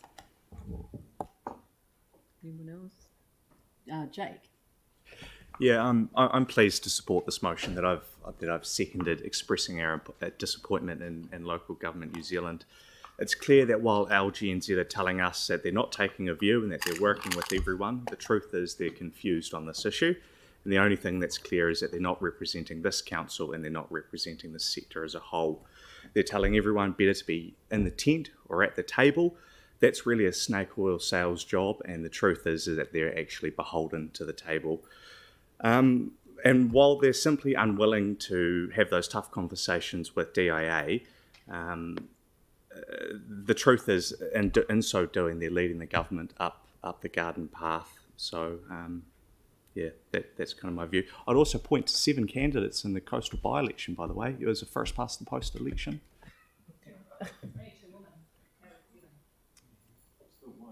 Aaron, did you? Yeah. I actually didn't think this day would ever come where we would even be discussing this at this council table. And I unfortunately will record my disappointment as in point 1. Number 2, I will very reluctantly support. I've been a fan of LGNZ from the start, not for the not for the weird diaries or the camp holidays away and stuff, but for the legal advice and the position they give, because in that first sentence there it says disappointment, which can be often a reoccurring dream in local government. and you will come up against things and ring LGNZ, because sometimes even when you think you're wrong, they'll still prove you're right. And within your own organisation, you may struggle with some of the rules and that they come up with, and LGNZ will tell you, no, you are right. Stick by your guns. That's the correct way to go. And so for me, I've actually found them really, really helpful over the years. And if anyone needs the direct dial number, I've got it in my phone. Next time you think you're going mad and you've read something the wrong way, they will see you right. So I would be sad to leave the organisation, but on this, the biggest reform in our country's history, they are just on the wrong side of the fence and have got it so wrong. I'm actually quite choked up and sad. Mike. Thank you. Look, I agree with Farron, apart from the way he's going to vote. I support one in the intention of one. I think actually what we're doing in two is actually a mistake. It's just jumping too far. You know, if we're really concerned about two sentences in the heads of agreement, potentially we should have actually written to LGNZ and actually asked for them to rescind it. It would be a much better step than actually just going and trying to cancel our membership. Quite frankly, to me, that is in principle decision to cancel the membership. Anyone saying that they're trying to get a report on the consequences is just, talking rubbish. Quite frankly, they are legitimately trying to actually cancel the membership, which I think is a huge mistake. Aaron actually outlined some of the real value we get from being part of LGNZ, and we've got to realise, this reform is just one of a few. I hope LGNZ learn from this, and actually we want to be in the tent when we work on the next lot of reforms, one of them being local government. To step out of there now would be a big mistake. So I can't actually, I appreciate the notice of motion, but I can't support two. Right. Well, I'll let you close it off, but I don't support the notice of motion. I won't be voting for either number one or number two. The reason is that in terms of the heads of agreement, the method for acting in partnership with central government is actually something local government should aspire to do. So I personally think that the concept of a heads of agreement is great. I question the government's tactic in requiring certain information to be provided on a non-disclosure agreement basis, which is spelt out at the beginning of the heads of agreement, and putting LGNZ in a position where it walks away from one element, which it can't influence anyway. What does actively oppose mean? What, they'll jump up and down? Like in active opposition, they have said they don't agree with mandating. They have said that they don't support it, and they themselves will express disappointment if that's the government's path. But if that's the government's path, it's something that they can do anyway. There's something in the heads of agreement. There are two things. Sufficient and evidence-based national case for change has been made out. The current approach to delivery is not capable of delivering the outcomes in an affordable and sustainable way. Might be for us. What about the rest of the country? I mean, that is the issue that the central government is looking at, is what happens to the rest of the country if all the individual component parts or different parts of it decide to go it alone. There is a specific issue identified in the heads of agreement, how local authorities can continue to influence how the new delivery system will respond to issues of importance to their communities and provide for localised solutions, such as the aspiration for chlorine-free water. Why do you think that's in there? Why do you think Local Government New Zealand have insisted on that clause going in the heads of agreement? Do you think that we've had no influence at all? I mean, we can't change the government's mind. I personally think the government's chosen the wrong model. But I think that if we have to be able to achieve what we can on a collective basis, then I've got no objection to Local Government New Zealand adopting a position that does not bind a single council. Every single council can reflect their position in their own way. That yes, they have got a seat at the table. It's not just for Three Waters. It's for RMA. It's for the future of local government. It's for all of those other issues that we will continue to rely on them to debate on our behalf. So I am not going to support the notice of motion. So Sam, close off the debate. Thank you. I won't speak for too long, but I've actually really enjoyed that debate. I think it's been quite constructive, and I do want to acknowledge Andrew, because I think you've taken a really, really well-informed view on this, and that you're not completely sold on it, but in the end you'll look at the staff advice that comes through. To this idea that how dare we use up staff time to call for reports? Look, I mean, give me a break. I could give you a list of reports we don't need to write every week, and Yanni probably asked for half of them. But but in the end, 3/4. In the end, we should do. Come this. on, be honest. Yeah. But if you take that in context, it's a cost of a report for something like this is far less than the travel and accommodation costs that we spend on councillors going to conferences. In the end, we spend a lot of money with LGNZ for people to go to conferences, but we have been let down severely by them. We shouldn't let that go. I think we need to take a really principled stand. Like for me, in the end, I would have loved to have had it today where we could just withdraw on the day. And I do agree with you, but we did push back on the legal team and we can't do it. So let's get the advice and let's see where the LGNZ move in the meantime. They have let us down badly. And I think for people to not support this, it just doesn't make sense to me. There's a real frustration that, you're saying it's 2 lines in a heads of agreement. And I think you might have mentioned before, Sarah, about the intent of what we're trying to do. There's no different to the intent what they're trying to do. They've sidled up to government, they've signed a deal, and they're saying, well, actually, we need to work with you on other stuff, but on this one, we won't talk about it if you don't want it to. And that's what it feels like, without a mandate from its members. So I think for anyone to oppose it today, it just beggars belief. And, again, I go back to that cost report stuff, time and time again. We'll get a list, but it still costs far less than what we spend on sending people to conferences to talk about things that never lead to an outcome. So I do hope that people lead and really support these notices of motions. Let's look at stopping the junkets for this kind of thing and lead to a really good outcome for the city. The conference is just down the road. It's here in Christchurch. No, it's here in Christchurch on Thursday, Friday. Right. We'll have a division. Can we separate? Oh, we're going to separate them. Well, I'm probably the only one that's voting against one from what I can gather. So do you want to just put that one? I'll put that motion on item number 1. All those in favour say aye. Aye. Those opposed say no. No. I'm alone.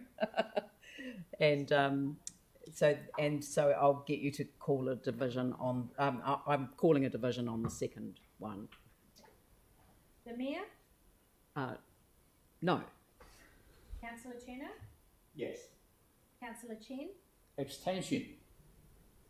Councillor Chu? Yes. Councillor Coker? Yes. Councillor Cotter? Yes. Councillor Davidson? No. Councillor Galloway? Abstain. Councillor Goff? Yes. Councillor Johansson? Yes. Councillor Kewen? Yes. Councillor McDonald? Yes. Councillor Major? Yes. Councillor McClellan? Yes. Councillor Scandrich? Yes. Councillor Templeton? Carl, no.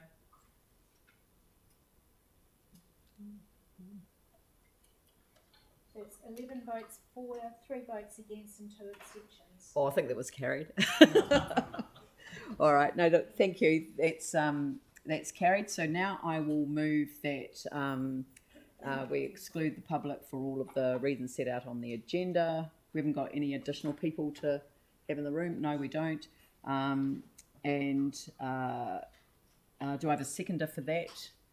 Mike, I'll put that motion. All those in favour say aye. Those opposed say no. That is carried.